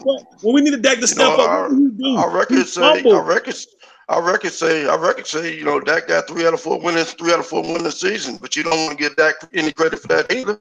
Well, that's our records say. Our records say Dak got more wins than he's got losses. That's what our record says. Our record said the team has more wins than losses. How many of those 13-3 games Ezekiel Elliott was responsible for? That wasn't all Dak Prescott. No, sir. But it was and part it was Dak Prescott. And part it was Dak Prescott's. Hell, it's a team game, man. You can make that point, man, for every argument that you want to make. Hey, man, it was a team. When it's to our convenience, man, we want to say it's individuals, man. When they're playing great, we want to say it's because of Zeke. But when we're not, man, hell, it's all Dak's fault. I mean, that's bullshit. It's a team sport across the board. We know that. That's my fault. I don't do that. Like when everybody is back, I got videos criticizing coaches, wide receivers, offensive line. I got videos criticizing everybody. But Dak Prescott, $20 million as of today, you're saying he's worth $20 million already? Man, I'm just looking at his numbers compared to other QBs and what they're getting paid. Look, man, you can't compare to other QBs. We are not. Yes, you can. What else are you going to compare to? You can't compare him to other QBs. You can't do that. How can you do that? You compare him to his production and his production only. Well, man, production in the NFL production in the NFL, man, is associated with stats, man. And you look at the stats, man, and you assess a fair market value to that. Hell, we all know this. You acting like this is rocket science. Like I just made this shit up. I mean, we look at stats, man, as a litmus test, man, to evaluate players based in their production. Go ahead, football news. Go ahead. Well, to say Cooper Rush makes more than Dak Prescott, no. right now on the salary cap, Dak Prescott makes $725,848. Cooper Rush makes $556,666. So Cooper Rush does not make more than Dak Prescott, and that's not even including endorsements. Dak Prescott blows Cooper Rush out of the water when it comes to money. Now, all the quarterbacks you mentioned, you put failed on it. So if we even take a chance of giving Dak Prescott the money at the level Dak Prescott is playing at right now, Fifth Quarter Cowboys said it best. The Dallas Cowboys have been salary cap strapped for years, and they just now got out of it. Hell, Yeah. next year they'll be completely out of that salary hell that they were in. Now, one thing that the Dallas Cowboys, I'm looking at it, okay, Dak market's value is $20 million because that's the minimum wage of a quarterback play, but it's not $20 million on the Dallas Cowboys, in my opinion. Dak Prescott can go get overpaid somewhere else, and we can easily bring in a first-round quarterback and pay him $8 million. That can probably get more production out of that guy. We run a West Coast style offense with a mobile quarterback. West Coast mobile quarterbacks are not synced to work together. So they gotta, if they want to pay Dak, they got him his wide receiver, but they got to change the scheme that fits mobile quarterbacks because West Coast offenses do not fit what Dak Prescott ability is to do. So if you believe in the West Coast scheme and you believe in Dak, it's two negatives, and they're never going to come together. They're going to blow up when they do. And so you got to look at it that way. Right now, Dak Prescott is probably worth $20 million, but not on this team. A team will overpay. And Dak Prescott, learning a new system, maybe it fits him, maybe he shines, maybe he's gold. But right now, on the Dallas Cowboys, looking to pay him that, it's fool's gold to us. If that's the fair market value, how are you overpaying for a guy? If that's the fair market value, how is that an overpayment? Because we can right now at the level Dak Prescott's playing at, it's fair market value for another team, but we know what Dak Prescott is. And we don't want to in my opinion, I keep saying we, but in my opinion, I don't want to give up fair market value at $20 million because it's not worth it from what we know, what I know, in my opinion, of what we get out of Dak Prescott. How about a 1-year deal? Yeah, you know what I'm saying? That's what I'm saying. Like my whole thing isn't. See, every time I speak on Dak, it always falls back to people saying I blame Dak for everything when there's clear evidence of me blaming everyone on this team for their setbacks. My thing about paying Dak isn't about just Dak. It's just about rushing to give this kid money right now because that's the cool thing to do. Pay quarterbacks so you're basically saying we got to pay quarterbacks that are very basic. You're kind of calling Dak basic when you put him in the categories with everybody else. I'm just talking about don't rush and pay a kid and get yourself back in salary cap hell like you've been in for the past 6-7 years because you want to get this kid on lock. Don't do that. It's just not smart to put yourself back in there. We've been in the negative for so long that we've been getting the bottom of the barrel. We were lucky to get Ezekiel Elliott because that damn 4-12. We were lucky because we had such a low first round pick. We was lucky as hell. 4-12 got us Ezekiel Elliott. If it wasn't for that, I don't know what it would have been. I don't know what it would have been. You know what I'm saying? Just think about it, man. You really got to think about it. I'm talking about for the sake of the future. I'm talking about not putting us back in cap hell. If Dak Prescott is worthy of that money, he will get it. But to say give it to him now when we're trying to still get out this hole, I just can't agree with that, man. It's just ridiculous to me, honestly. And it's no slack to Dak. It's just the team as a whole. It's just the Cowboys, our whole organization. We've been in cap hell. For years, we sat back and watched teams just go get who they want because they've had the money to. We haven't. We've had so many players in bad contracts that we just had to eat shit and deal with it. Remember, we're still making money. Witten, Tony, like, come on, man. And it's all about optics with Jerry Jones. It's about his pick, his player, everything working out perfectly, and he wants to continue to show that facade. And that's why he wants to sign him, so badly, so wildly, so fast. That's what, I agree with you, DJ. But I think it has to do with Jerry Jones wanting to be right and wanting to show that he made the right choice. It is. And that's what he want to do. And that's why he wanted to show Jimmy Johnson that he can win one without him. Because Jerry Jones is stubborn. It's all the same thing, you know. It's just Jerry wanted to be he wanted to show everybody he was right about Prescott, and if he is, so be it. But don't rush and do it for an ego thing, man. You're a billionaire, man. You're a billionaire. It's so ridiculous, you know. Jerry's just Jerry. You know, they asked him what He's he was always going to on do this. for the rest of the day. He said, "I don't know, but I'm going to be drinking." Like, why would you say that?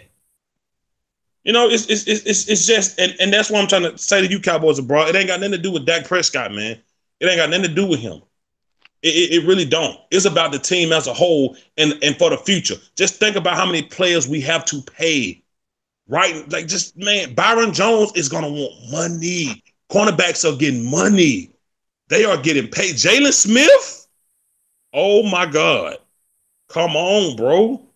We still owe Sean Lee big. We still owe Tyron Smith big. We just signed Zach Martin, Travis Frederick. Man, come on, man. That's what I'm talking about. We got to think about that stuff. We got to think about that, man. We got to let this money come to Dak how it come to him. Think about it, man. You know, whew. I mean, it just is what it is. That's why Tank ain't get a long term. They said, man, this really his first year of good productivity.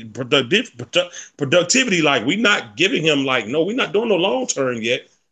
And I commend the Cowboys for that. This is all about cap space for us. This is about being able to pay the good players on this team. Look at all the guys. Look how much money we gave Brandon Carr, man. Look how much money we gave Morris Claiborne, man. We were just throwing it around. We gave Orlando Scandrick so much money. We were just throwing it the hell around, man. Throwing it the hell around. Yeah, man, but the difference is, man, we overpaid those guys, man, based on the production they were giving us, man. They was not on fair market on par with fair market value. We clearly overpaid those guys based on their production. In this particular case, when we talking about that, we talking about pay a guy, man, based on what he's giving you right now and what the market and what the value of that is right now. I mean, those are two totally different things. Dak Prescott is the money Dak Prescott is earning right now is exactly the money he should be earning. You gotta be kidding. Dak Prescott in 2018. Dak Prescott in 2018 ain't worth no more than $700,000. You gotta be fucking kidding me, man. Hell, backup QBs get paid more than that the whole clipboard. You gotta be fucking kidding. You gotta be. Dak Prescott is 3-4. Dak Prescott. So is Marcus Mariota, man, at fucking $8 million a year. I don't care about them, man. Like, that's them and their team. That's cool. We want our owner not to do that anymore. Maybe they got the room to do that. We don't got the room to do that right now. We got star players. We got possibly one of the best linebackers and best running backs in the NFL that is going to want their money soon. That's what I'm talking about. That's the stuff I'm talking about. We got one of the best cornerbacks that's going to want his money soon. How many people over there with Marcus Mariota that can say they the best in the NFL right now? How many players on the damn Titans can say they one of the best in the NFL? How many linebackers or running back they got that can say they the best in the NFL or the cornerbacks that coming up on a contract? None, but what's that have to do with the argument?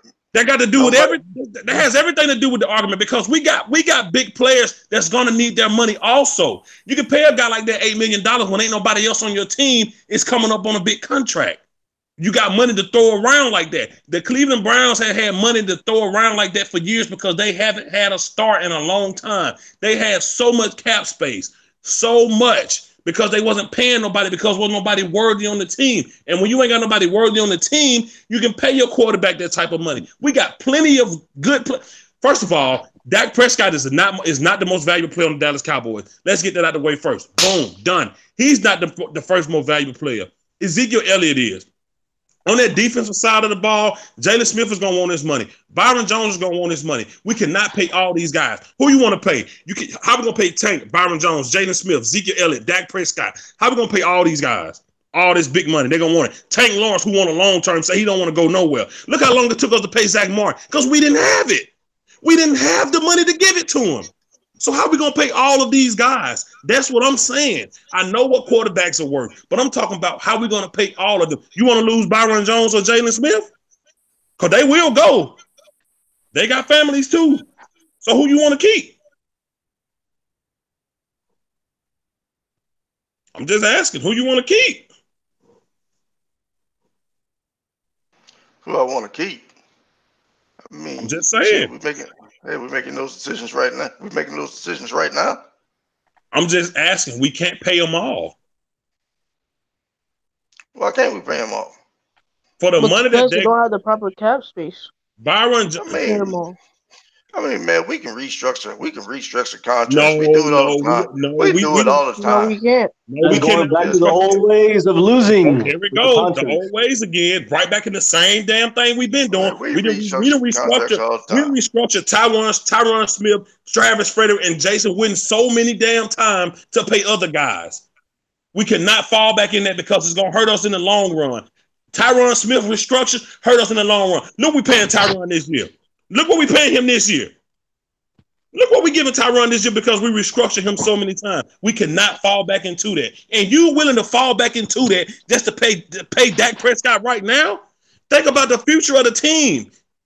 That's what we need to think about. We cannot pay him. We cannot do that. We can't. Who we gonna restructure? Who else got a big contract that we can restructure that we ain't already restructured 3-4 times? We can't restructure Jason Witten no more. He gone. We didn't restructure Tyron Smith so many damn times. He probably don't even remember what his original contract was. We done restructured all these guys so much. We cannot do it. That's the old ways when we didn't have money because we was trying to pay people. This is what I'm telling you right now. The Cowboys have been sitting on the sideline watching people pay guys to help them win, and we didn't have a dime because we was giving it all away. This is why Tank got franchise tag because they are not doing it no more. We don't want to restructure Tyron Smith. The next thing with Tyron Smith and the contract that I want is him going out the fucking door. We are paying Tyron Smith. Football News, you don't mind? Could you look it up for me? How much we paying Tyron Smith this year? We restructured him so much that it finally hit us this damn year. I think it's like 19 million, by the way. I think. Yeah. 19 million goddamn dollars on top of Tank making 17. His original contract is supposed to be $13 million a year. That's how much we restructured. It brought it all the way up to $19 million. His original base was supposed to be $13,000.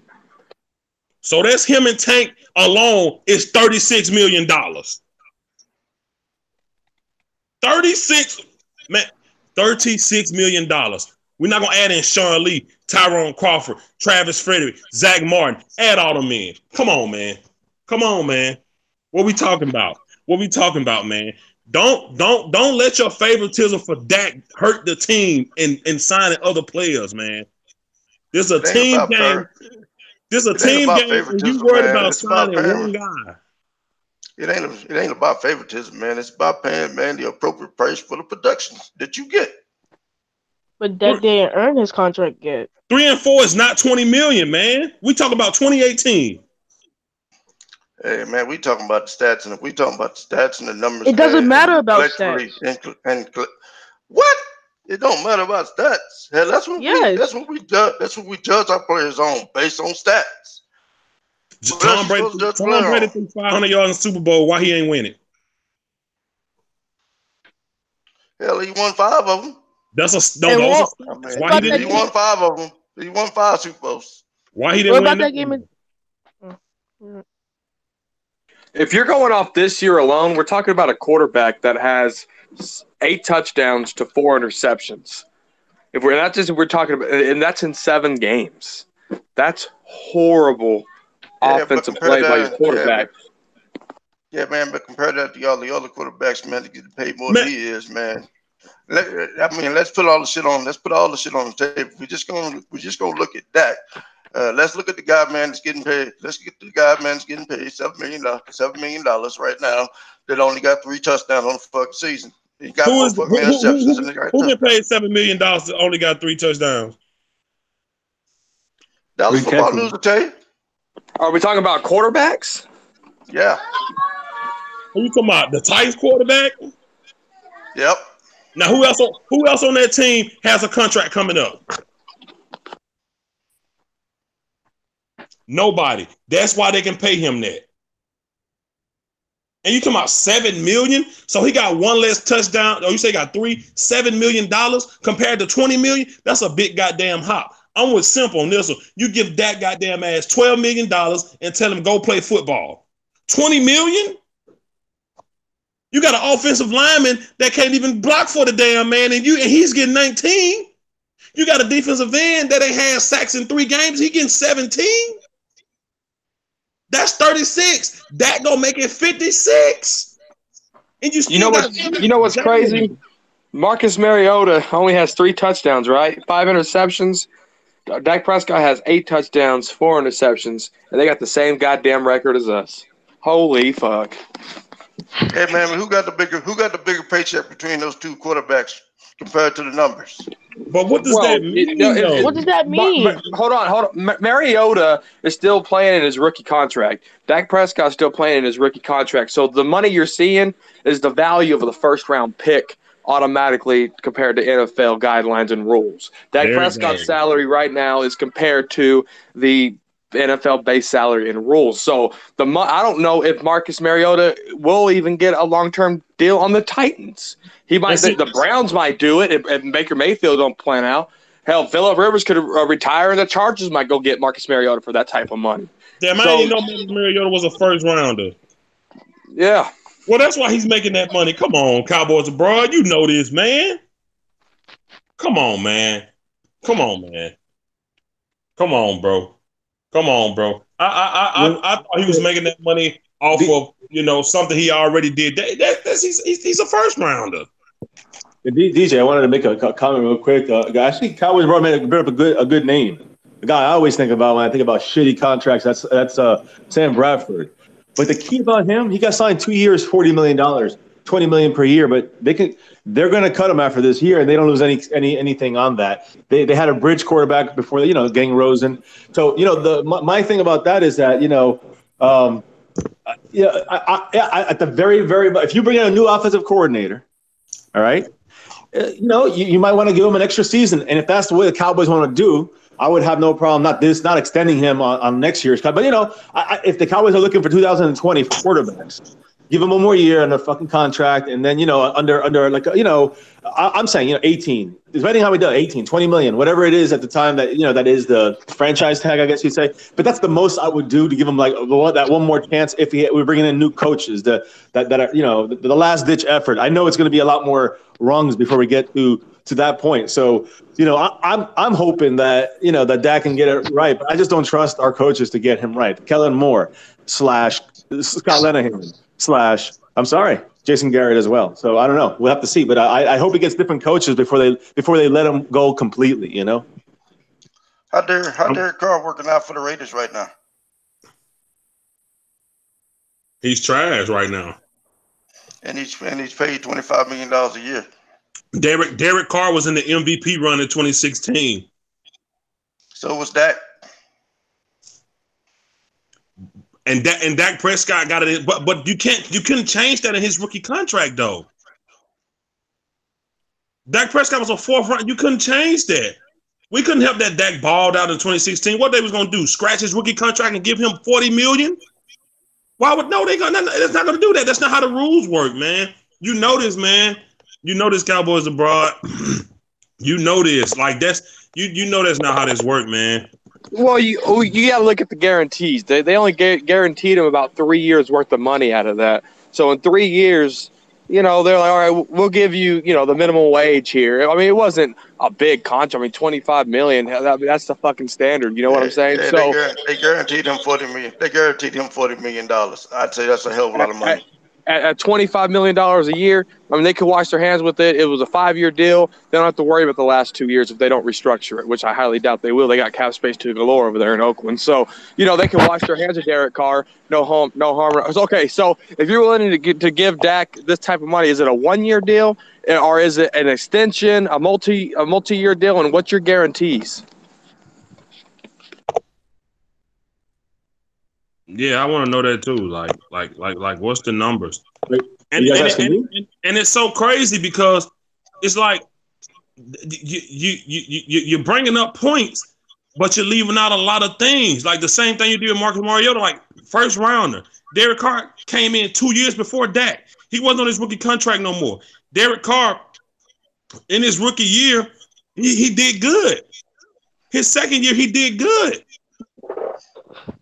He averaged over 3,500 yards in 4 years. But the general manager that did that deal ain't even hired as an Oakland Raider anymore either. So what are we saying? Derek Carr threw 32 touchdowns in 2015. What are we saying? Did Dak throw 32 touchdowns his second year like Derek Carr? I'm asking. Did Dak throw 32 touchdowns last year? Nope. Okay then. All right. You talking about what Derek Carr doing now? You think this type of player get Derek Carr another big contract? No, sir. He got his money off what he did. Once his rookie contract was up, they said, okay, let's pay this kid. He's earned it. But until then, they didn't pay him. He was on his rookie contract. I'm not saying Dak ain't gonna get paid, but I'm saying to hand that kid $20 million right now, and he's 3-4. Last year 9-7. Man, hell no, man. We'll be out our damn mind to do that. What if Dak? Okay, because Dak Prescott he's not up for a contract extension until at the end of next year. So what? Let's say next year, a year from now, we're 6-1. What would you say then, DJ? You say what now? All right, Dak Prescott ain't even up for a contract right now. He ain't up to a contract till the end of next year, right? So Let's say right now we're sitting at 6-1. What would you think of paying Dak Prescott $20 million? No, because even when Tank came out 14 sacks, I said don't give him long term. If we 6-1 right now, and Dak Prescott gives us a solid season, and he give us another solid season towards the end of the year, next year, hell yeah, you pay him. Okay, what if Dak Prescott and this team goes 8-1 in the last 9 games this year, and let's say they go another 13-3 next year? You gotta pay him because he showed you he can consistently do it. But we went 13-3, then we went 9-7, and wait a minute, hold up a second. God damn it, we talked about Dak Prescott winning 29 games. When that lead rusher left that damn game, when that lead rusher was out last year, how many games did Dak win? How many games did Dak go without throwing a touchdown? 3 games straight. 3-3 record without Zeke. Man, don't give me, man, please. Hell no. No $20 million. This man went 3 games without a damn throwing a touchdown. Man, give me a break. Hell no. Man, he was also, man, without Tyron Smith, man. There go the excuse train. There go the excuse train. You told me he won 29 games. You said he won 29. He did. If Dak Prescott is that good, he could have got me a touchdown within 3 games. 3 games? 3 without a touchdown is all Tyron Smith's fault? Please tell me don't say yeah. Don't say 3 games without Tyron Smith is all his fault. Come on, man. 3. You couldn't get me 1? I'm gonna do like you, man. It was the team's fault. See, there you go. That was the team. I knew you was gonna do that. It's cool. I'm just making my point. This man is in 2.5 seasons, and you ready to throw him $20 million. I'm ready to throw him the fair market value of a QB. Oh my God, man! When Dak, and I was asked the question, man. I was asked the question, man, of what I would do. I would say a 3. What I would do, I would say a 2 to 3 year deal, maybe a 4. I wouldn't do anything more than a 4-year deal. Yeah, I don't know if Dak Prescott would take that. If you do a 3-year deal, the guarantee's got to be high. Because if you're doing a 3-year deal with low guarantees, it's like Le'Veon Bell. Le'Veon Bell preaches about guaranteed money.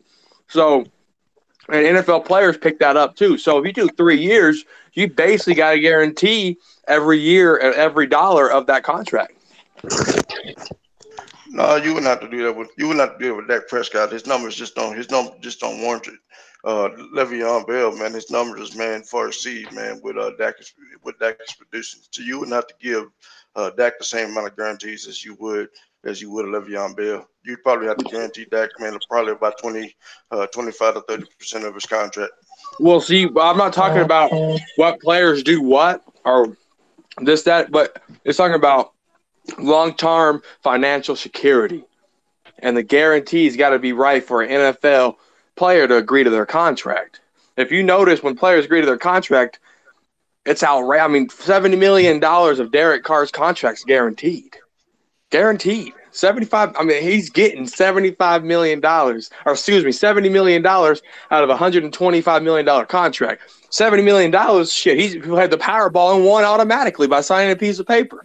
So if you give Dak Prescott 3 years, Dak Prescott ain't going to take that money if the guarantees is only 30%. I'm telling you. Hey, Space Cowboy 17, what's going on, man? Oh, nothing much. What's going on, guys? Oh, not much, bro. Pretty much just I want to ask you a question. Monday night game, is pressure on Dak and Amari Cooper alone, or is it on the whole team? It's the whole team. I mean, obviously there's pressure points for every single team. Obviously, Dak, he's pressured because guess what? He's got his new weapon and Amari Cooper. And, you're seeing Michael Gallup emerge, and, you hit what you got in Cole Beasley, so there's that. Running game-wise, the offensive line just fired Paul Alexander. You hired Mark Colombo, so people are going to be looking at the offensive line to play a little bit better. Then you look at, obviously wide receivers, tight ends, they got to do their job as well. And even on the defense, over the past couple of games, we've seen it. The cornerbacks have been failing, other than probably Byron Jones, the safeties and cornerbacks haven't been tackling well. They've been just performing inadequately, which I hate to say, but that's the truth.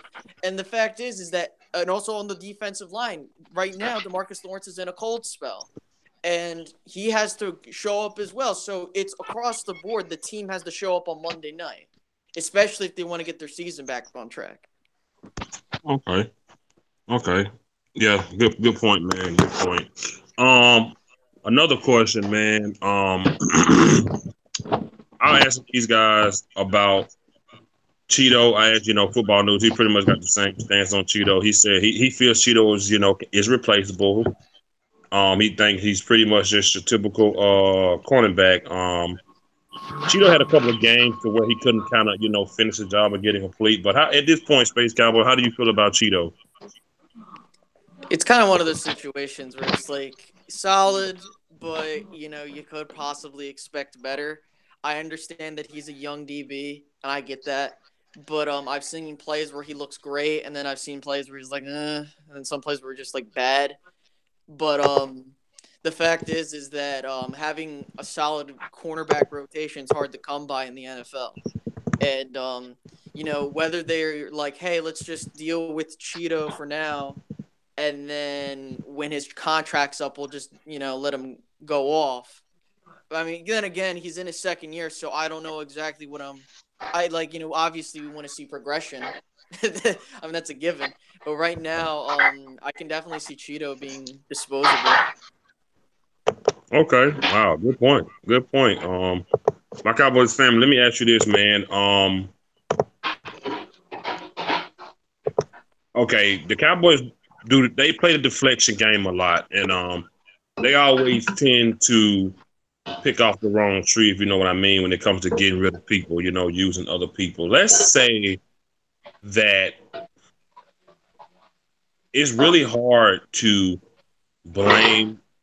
put blame on someone because maybe a guy can run the wrong route or, something like that. But if it's blatantly play calling that puts us in bad position, like knowing when to run, knowing when to pass, knowing what type of passing play to do, knowing what type of running play to do. With this new piece we got, giving up a first round for it and thinking it's going to spark this offense. If the play call is blatantly that bad, do you think that Jerry would not publicly acknowledge it, but between him and higher ups in the organization would really contemplate doing something about Lanahan?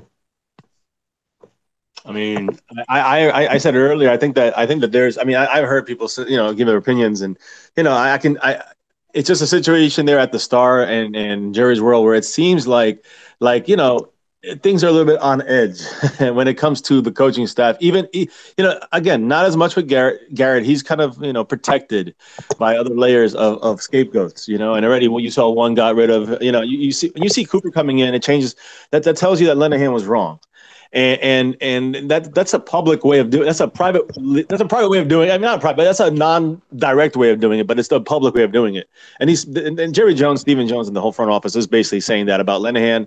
Obviously they're trusting Garrett has to be a little bit phased when it comes to the fact that they trusted in him and he trusted in Linehan. He vouched for him. So, in a way, I think that. This is a slow rolling thing, and I do think that that for Garrett it might take a while, but when it comes to Linehan, I do think. No, I don't think it's going to be this game. It wouldn't surprise me as much as maybe most people, but I do think that it could be before the season's over. Linehan will be gone if this new piece, Amari Cooper, is not utilized properly but like you said, like blatant play calling. If Dak's not getting time, Dak's throwing inaccurate, Cooper's dropping the passes. That's not on Linehan. That's it might be crappy calls. It might be very predictable stuff and making it more difficult for our players to get the ball into these guys' hands. And so that side I will blame on Linehan. But when it comes to the actual execution, that's on the players in the end, even if they're put in tougher situations because of the coaching staff. Now, and that's I'm generalizing, not every single time. The Redskins, I thought the Cowboy coaching staff called a pretty good game overall for them for 3.5 quarters until the end of that game, the last minute of the game, I should say. So, look, I personally think that that Amari Cooper, if used properly, and I'm hearing these reports from practice that he's just with different kind of moves he's doing. It's like the Cowboys haven't seen this kind of receiver, even with Dez, they haven't seen this receiver. So at least that Dez that these young guys seen, So yeah. So this guy, and again in the route running and the speed, the combination of that and this and the he's 6'1", almost 220. I mean, that to me tells me that he's in a different kind of guy. He's got all the tools. So if used properly, Cowboys should target him a lot. And then that will eventually, and you see this in video. I've seen a lot of video on Amari Cooper.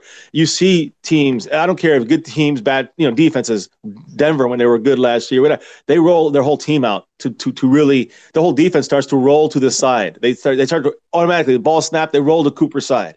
And that would be a huge advantage, not just for Beasley and Gallup and Hearns and whoever else is in there, Tavon Austin, but also to Zeke and in the passing game and the running game, and Dak in the running game as well. So it just opens a lot of things up if used properly, and that's where my faith is lost there when it comes to the coaches, because I don't know if they're gonna.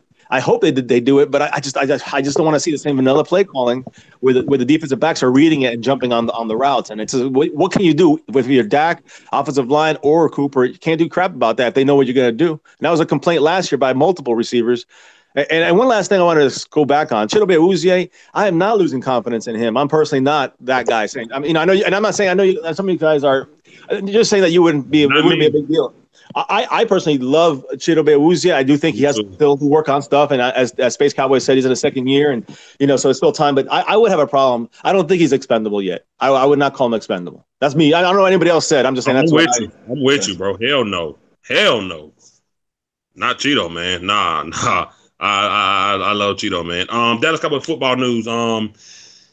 Could if it's just blatantly, just bad play calling, could this be Lanahan's final year as an offensive coordinator?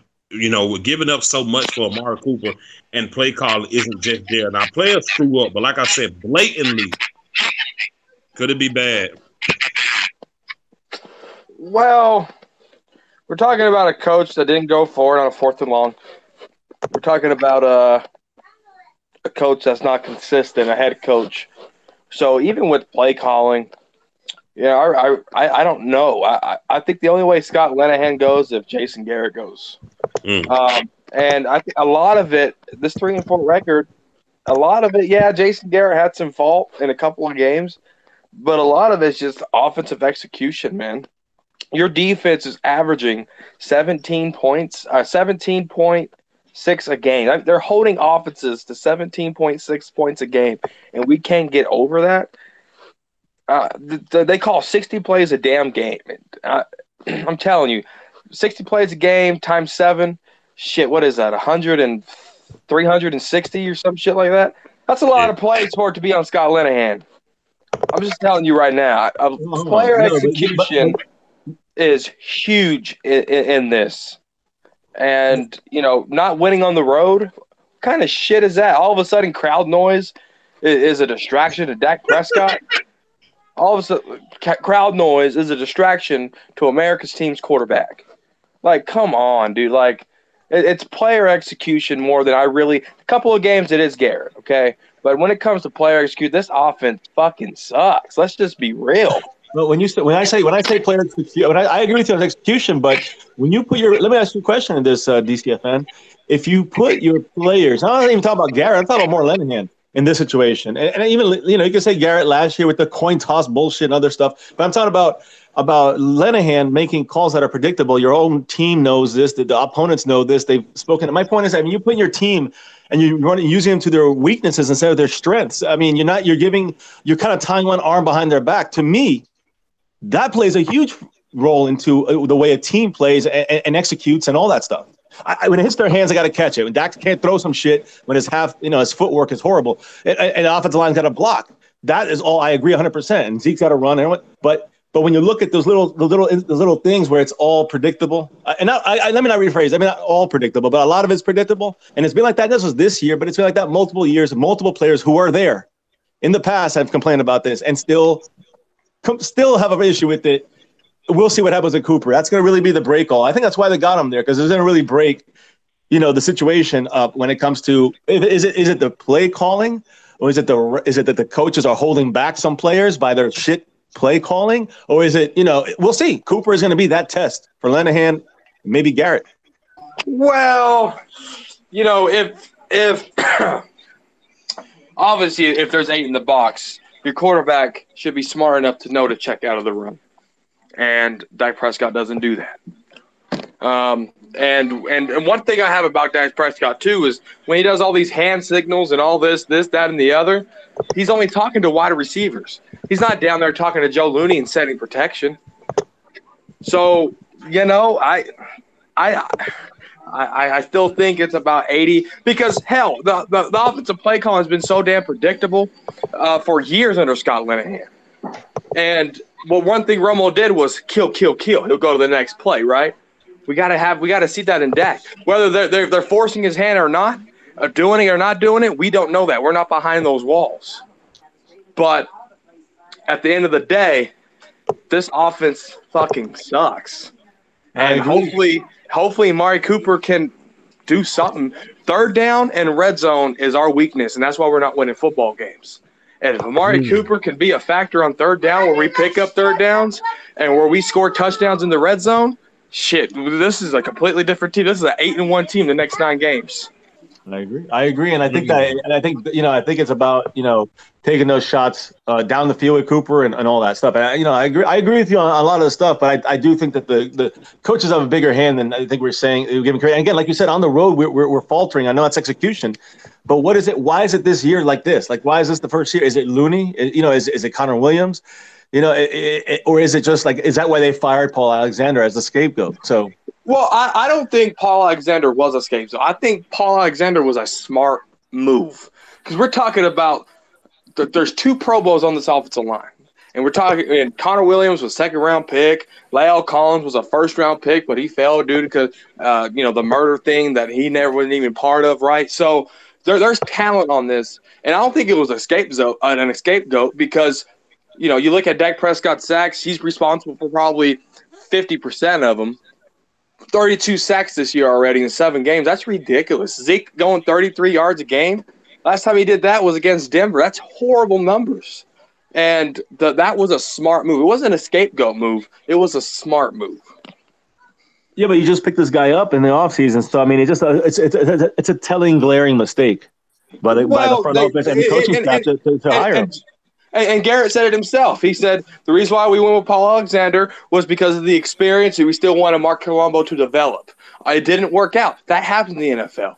Players get played, it don't work out. Players get drafted, it don't work out. Nothing's going to be perfect in the NFL. They went out, got a guy that has 29, years of experience in the NFL.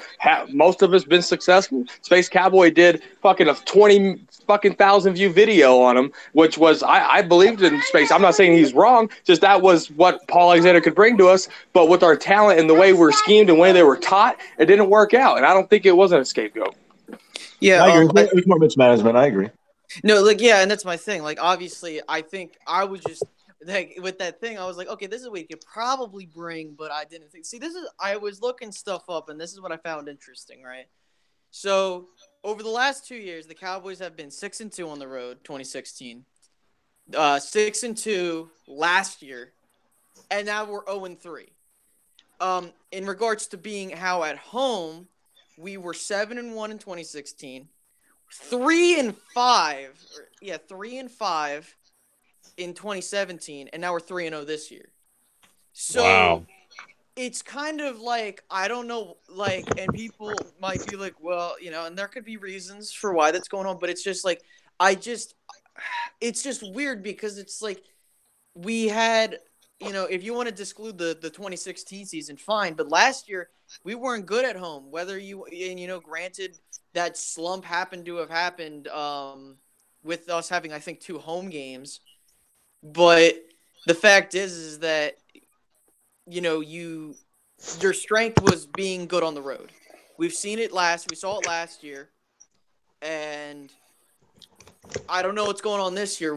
People might be like, well, Travis Frederick, him not being there is a huge issue because obviously, him versus Joe Looney's like completely different. Is it maybe, the opponents you're facing and it's just maybe, your team's getting outplayed? Maybe.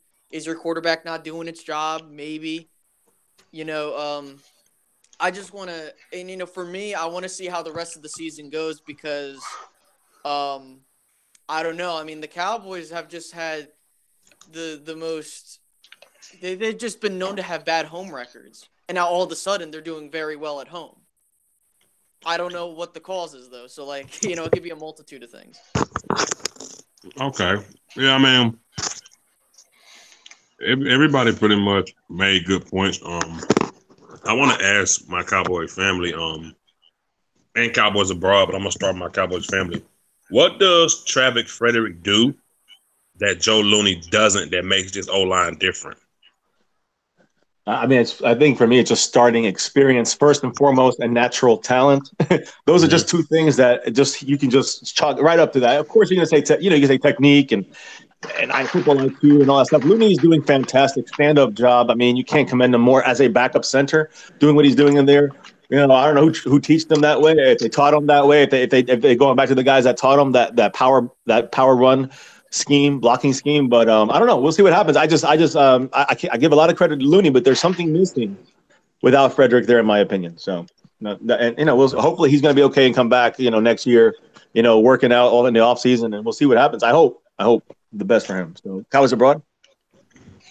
Hey, I think first of all, I think it's I agree with MCF and that experience and natural talent has something to do with it. But I think what Travis Frederick brings to the table that Joe Looney really doesn't is the communication speed, and making sure the offensive line as a whole is on the same page. I also think that Travis Frederick, man, is skilled enough to where he can kind of compensate for the guy on that's left of him or to the right of him, and kind of pick up and kind of close some of those gaps that ordinarily would be there, man, for a guy that's lacking a little bit of experience. He just Okay. kind of has a nose for. He just kind of has a knack for that and ability to do that. Joe Looney can do his job, but he has a little trouble, man, anticipating the guy to the left or right of him and what he's going to do and which way he's going to go to assist with those blocks. Okay. Um, Same man. How you feel about Dak Prescott running more, or now that we have Amari Cooper, which will probably open up the running game, and you can also probably get a couple things to Beasley. Do you think Dak Prescott should run the ball in double digits 10 or more times in one game? Only if he has to. Okay. So you don't you I don't you Because don't agree. you want, you, saw you don't want no plan in place for him to run. uh no, I don't. Cause if you look at the Redskins game, he almost got his head knocked off. So I really want to keep the run game kind of conservative. Unless Dak has to run, that's the time he'll run. Okay. Good point. Good point. Space Cowboy, how you feel about it now that we've added this piece? Do you still want Dak to stretch the field a couple of times with his legs? Absolutely. Listen, I understand, and you bring up a good point, saying like the fact that like, listen, we almost had our quarterback get concussed, and yeah, Yeah. like you never want that to happen. But when I look at what makes the Cowboys dynamic, it's when you have a quarterback being used to the best of his abilities, and if that's him being a running quarterback, then my God, make that man run. I'm not saying do it every single play, but when you think about it, right? When you have it to where the only threats that you have in your running game are Ezekiel Elliott and whatever running back behind him, and you got your passing game. Okay, yeah, that's understandable, but you want to know what makes this offense go, and especially if everyone's executing correctly. When you have the ability to have your quarterback as a threat in the running game, then you have defenses more on their toes. Obviously, everyone has to do their job, but I feel that if Dak Prescott, and that's what is one of his strengths is using his legs, and if that's what he's got to do, that's what he's got to do. I mean, if they think that the winning formula is to keep him in the pocket and it works, fine, then keep doing it. But because we've seen when Dak Prescott uses his legs, the team wins, right? So I think Hmm. that if you can find a way to balance it all perfectly, and I know there will be games where that might not be the case, but if you can try to do that week in and week out and make teams try to game plan for those specific plays as opposed to it being some generic, oh, we're just going to run it, oh, we're going to do this passing play, then it makes your team a whole lot more deadlier. So, Okay. Man, Okay. Cowboys bro, how you feel about Prescott running? hey man, I can't believe I'm saying this, man. That's probably the first time I'm gonna say this in months, man. But I actually 100% agree with the base Cowboy 17 on this one. I do, man. I think, man, having a multiple threat man running, man, is key. Dak, man, being a threat to run, Dak being a threat to run, man, is key. It gives the defense one more thing to worry about. But aside from that, what I like about it is that it gets Dak into the floor. It gets Dak into the floor of the game. He seems to get really better. He seems to get more comfortable. Hmm. And he just plays. He just plays better, man. When he gets 35 to 40 yards a game or more, man. He plays better because he gets in rhythm. He picks the ball up. Now, I think he needs to be smart. I think we have to be smart about it. I'm thinking maybe three to five design Hmm. runs. The rest of it, man. If he has to scramble, then he has to scramble. Get those extra downs. Right. I'm not trying to turn Dak. I'm not trying to turn Dak into an every down running back. No, sir. But I think 3 to 5 design runs and present the threat of running opens up the pass and opens it up things for Zeke. Because if they got to worry about two backs, that's better than having to worry about one.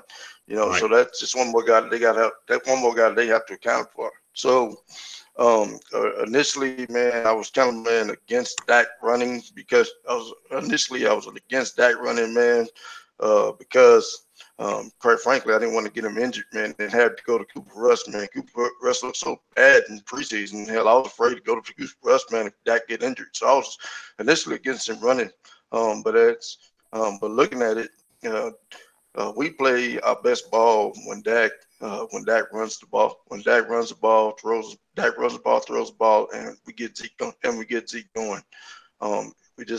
We're a better team doing that.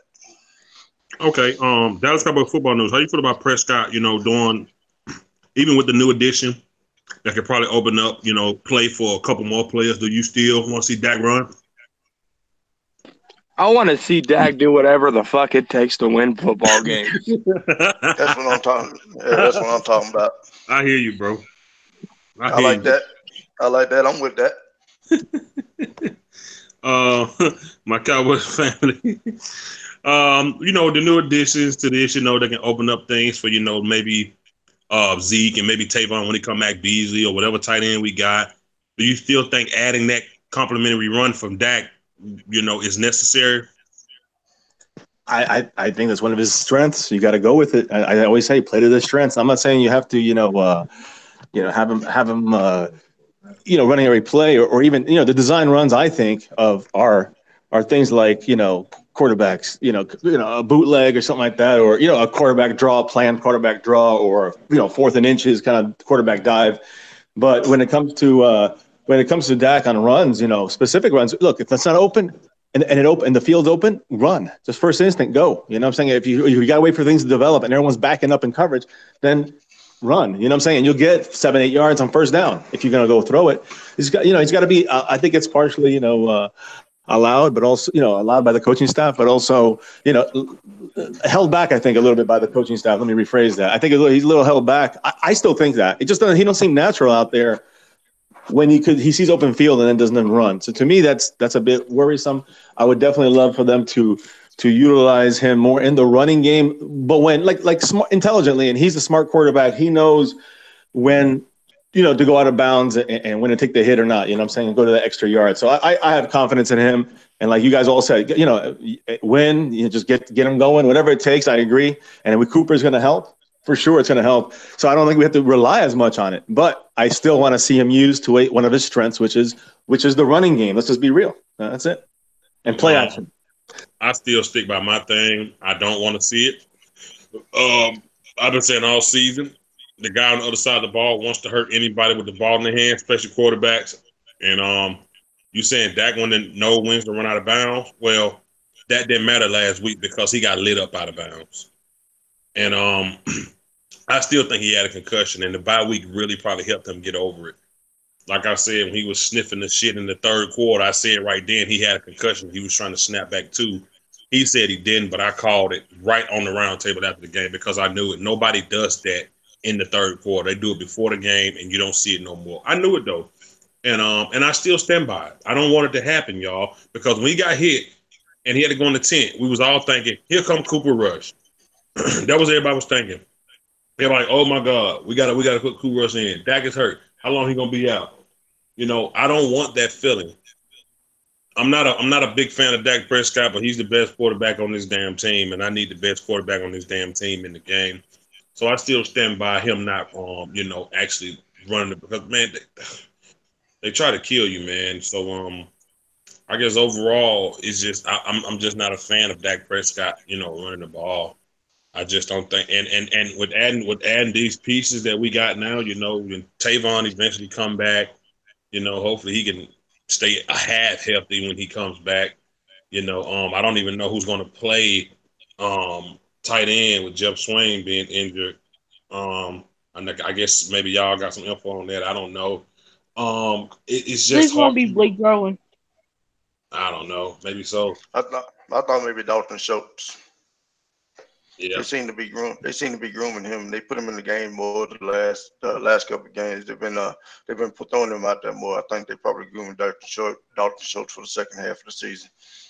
Okay. Okay.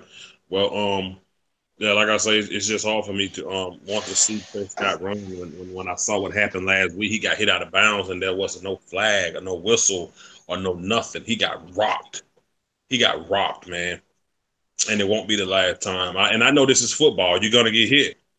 I just know that when you got guys like athletic guys like Prescott, guys are jealous, and sometimes they'll go out of their way to try to hurt you.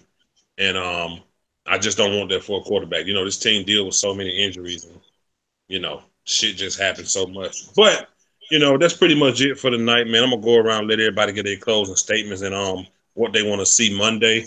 And I'm gonna start with Space Cowboys 17. So just let me know how you want to see this game go Monday, and let people know your channel. Yeah, so first, thank you, DJ, for hosting this once again. Yeah. Thank you for having me on. I guess what I'm wanting to see Monday is with the Cowboys give Dak Prescott a $100 million extension for 50 years. He's just going to be the quarterback for it. Now I'm playing. No seriousness though. Monday, I just want to see a win. If you're telling me personal performance-wise, I mean, obviously everyone's got to execute. Even if Dak doesn't have like 5 touchdowns in the game, as long as we win the game, I don't think anyone's gonna care. Obviously we're gonna care because we want to make sure that we're getting a good investment. But Amari Cooper, I'm not expecting him to have a 100-yard game, but if he does, congratulations. But we're going to just see what happens. I mean, obviously, everyone is excited to see what this team can do in the long run. They have to win games, and obviously, and I said it in my one video, this game is your springboard game if you're going to look to go on a run.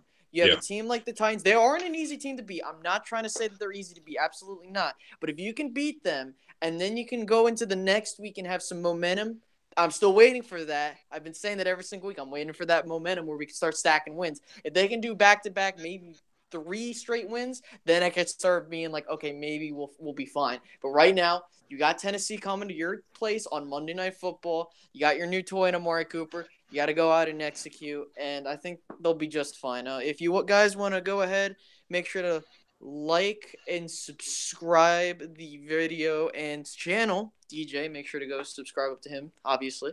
But if you want to subscribe up to me, you can find me on YouTube as at Space Cowboy 17 on YouTube. You can follow me on Twitter at Space Cowboy 17 there. So yeah, once again, thank you, DJ.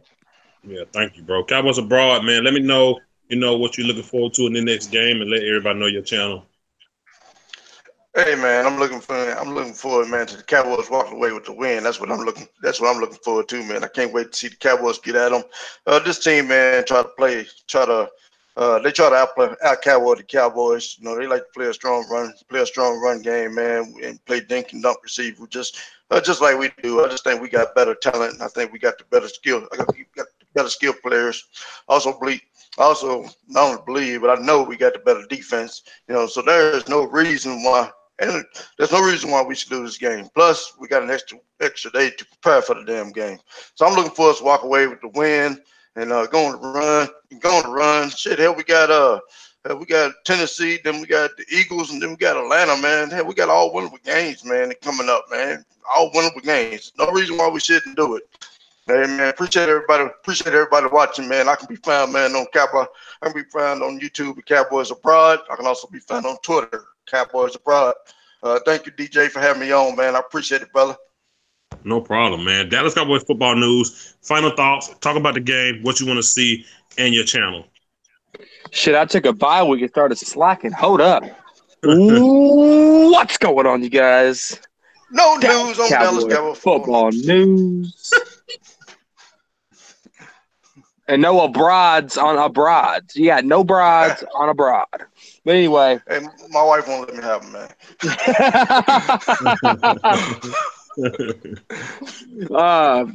No, man.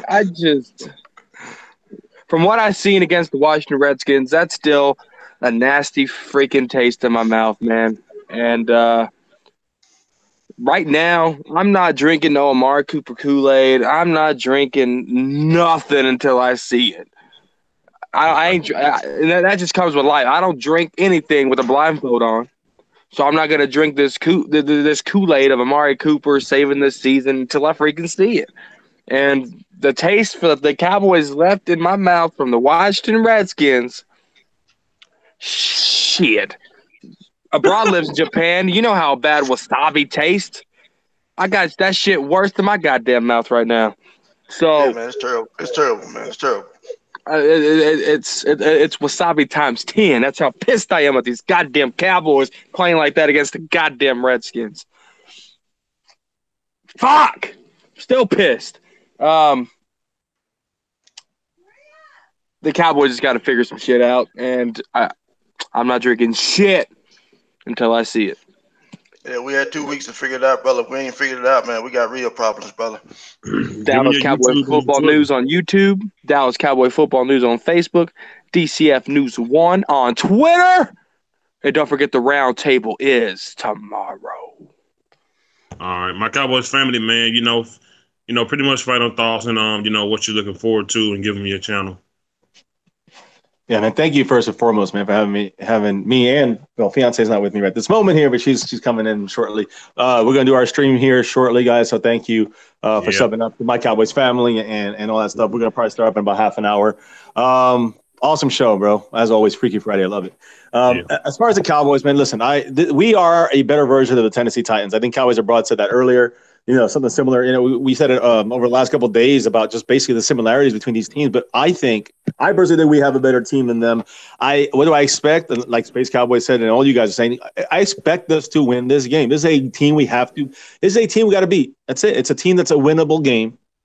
We got to show that we can do it. And again, I'm not drinking the Kool-Aid as well as Dallas Cowboy Football News is saying for the Amari Cooper till We see it, and it's not on him as much. See, for me, it's not as much on him as it is on the coaches, and I want them to prove to me that they are going to use him properly. I see that, I'll have confidence, So I think that if used properly, we're going to have a fantastic game. We should win this game. It should be a game we win even without a good game plan, honestly. And even though they have a good defense, I feel we should win this close. If we play crappy, if we play well, we should blow them out. And I truly believe that. Now, it's all. I believe it's of course not execution on the field, and the coaches trying to make things easiest for this team, working towards your strengths. And that's my expectation. I expect the Cowboys to look good out there to some extent, and still be rusty to another extent. And so basically, what I'm saying is the front line, the offensive line, still not going to be just corrected, but I think they're going to be better because it's an old technique that they already the veterans know. Looney knows it, and and Connor Williams is the one going to kind of catch on. So it might be actually the other guys around them, the other four guys around Connor Williams might actually get better, just because of this. I don't know how much of the technique is going to help, but they just might get back and revert back to what they're used to. And because a lot of it is hand placement with the offensive line. So that could be a quick change, but there's other things that might take long, like Connor Williams fitting in with this new switch over. And then I'm going to say with Cooper, he used, I expect him to be used properly and him not to drop third down passes. That's one of his things. So I expect him to perform like a number one receiver, and I expect him to perform like somebody's going to get paid almost $14 million next year. So, and again, I know it's not, I expect it to be him to be targeted, and I'm expecting him to get, 150 yards and 3 touchdowns. I'm expecting him, probably to get something more like, like 7 targets, 5 catches, 68 yards. I don't know, 78 yards. And maybe a touchdown, we'll see. I don't know, but I'm seeing something like that, in his future. If we target him, if we don't, you see 3 targets for 2 catches. That's that kind of game you're going to see from him, and I don't want to see that. We'll talk more about this later on tonight on My Cowboys Family, guys. Thank you, and never forget, go Cowboys! God damn it! yeah, man. Thank y'all for coming through. Thank everybody for coming on here, man. From Cowboys Abroad to My Cowboys Family, Dallas Cowboy Football News, man. Everybody that came on here tonight, man. Roddy came on for the first time. We seen him. I thought he was a kid. He was a grown man. Salute to everybody on here, man. Catch us on the round table tomorrow night, man. We're going to do the damn thing. My Cowboys Family will be going live a little later. Go check them out. Make sure you check out all Cowboys Abroad videos, man. Check out everybody that does content. Dallas Cowboy Football News. And we'll see y'all tomorrow for the game, man. Peace out. Thank y'all for coming on.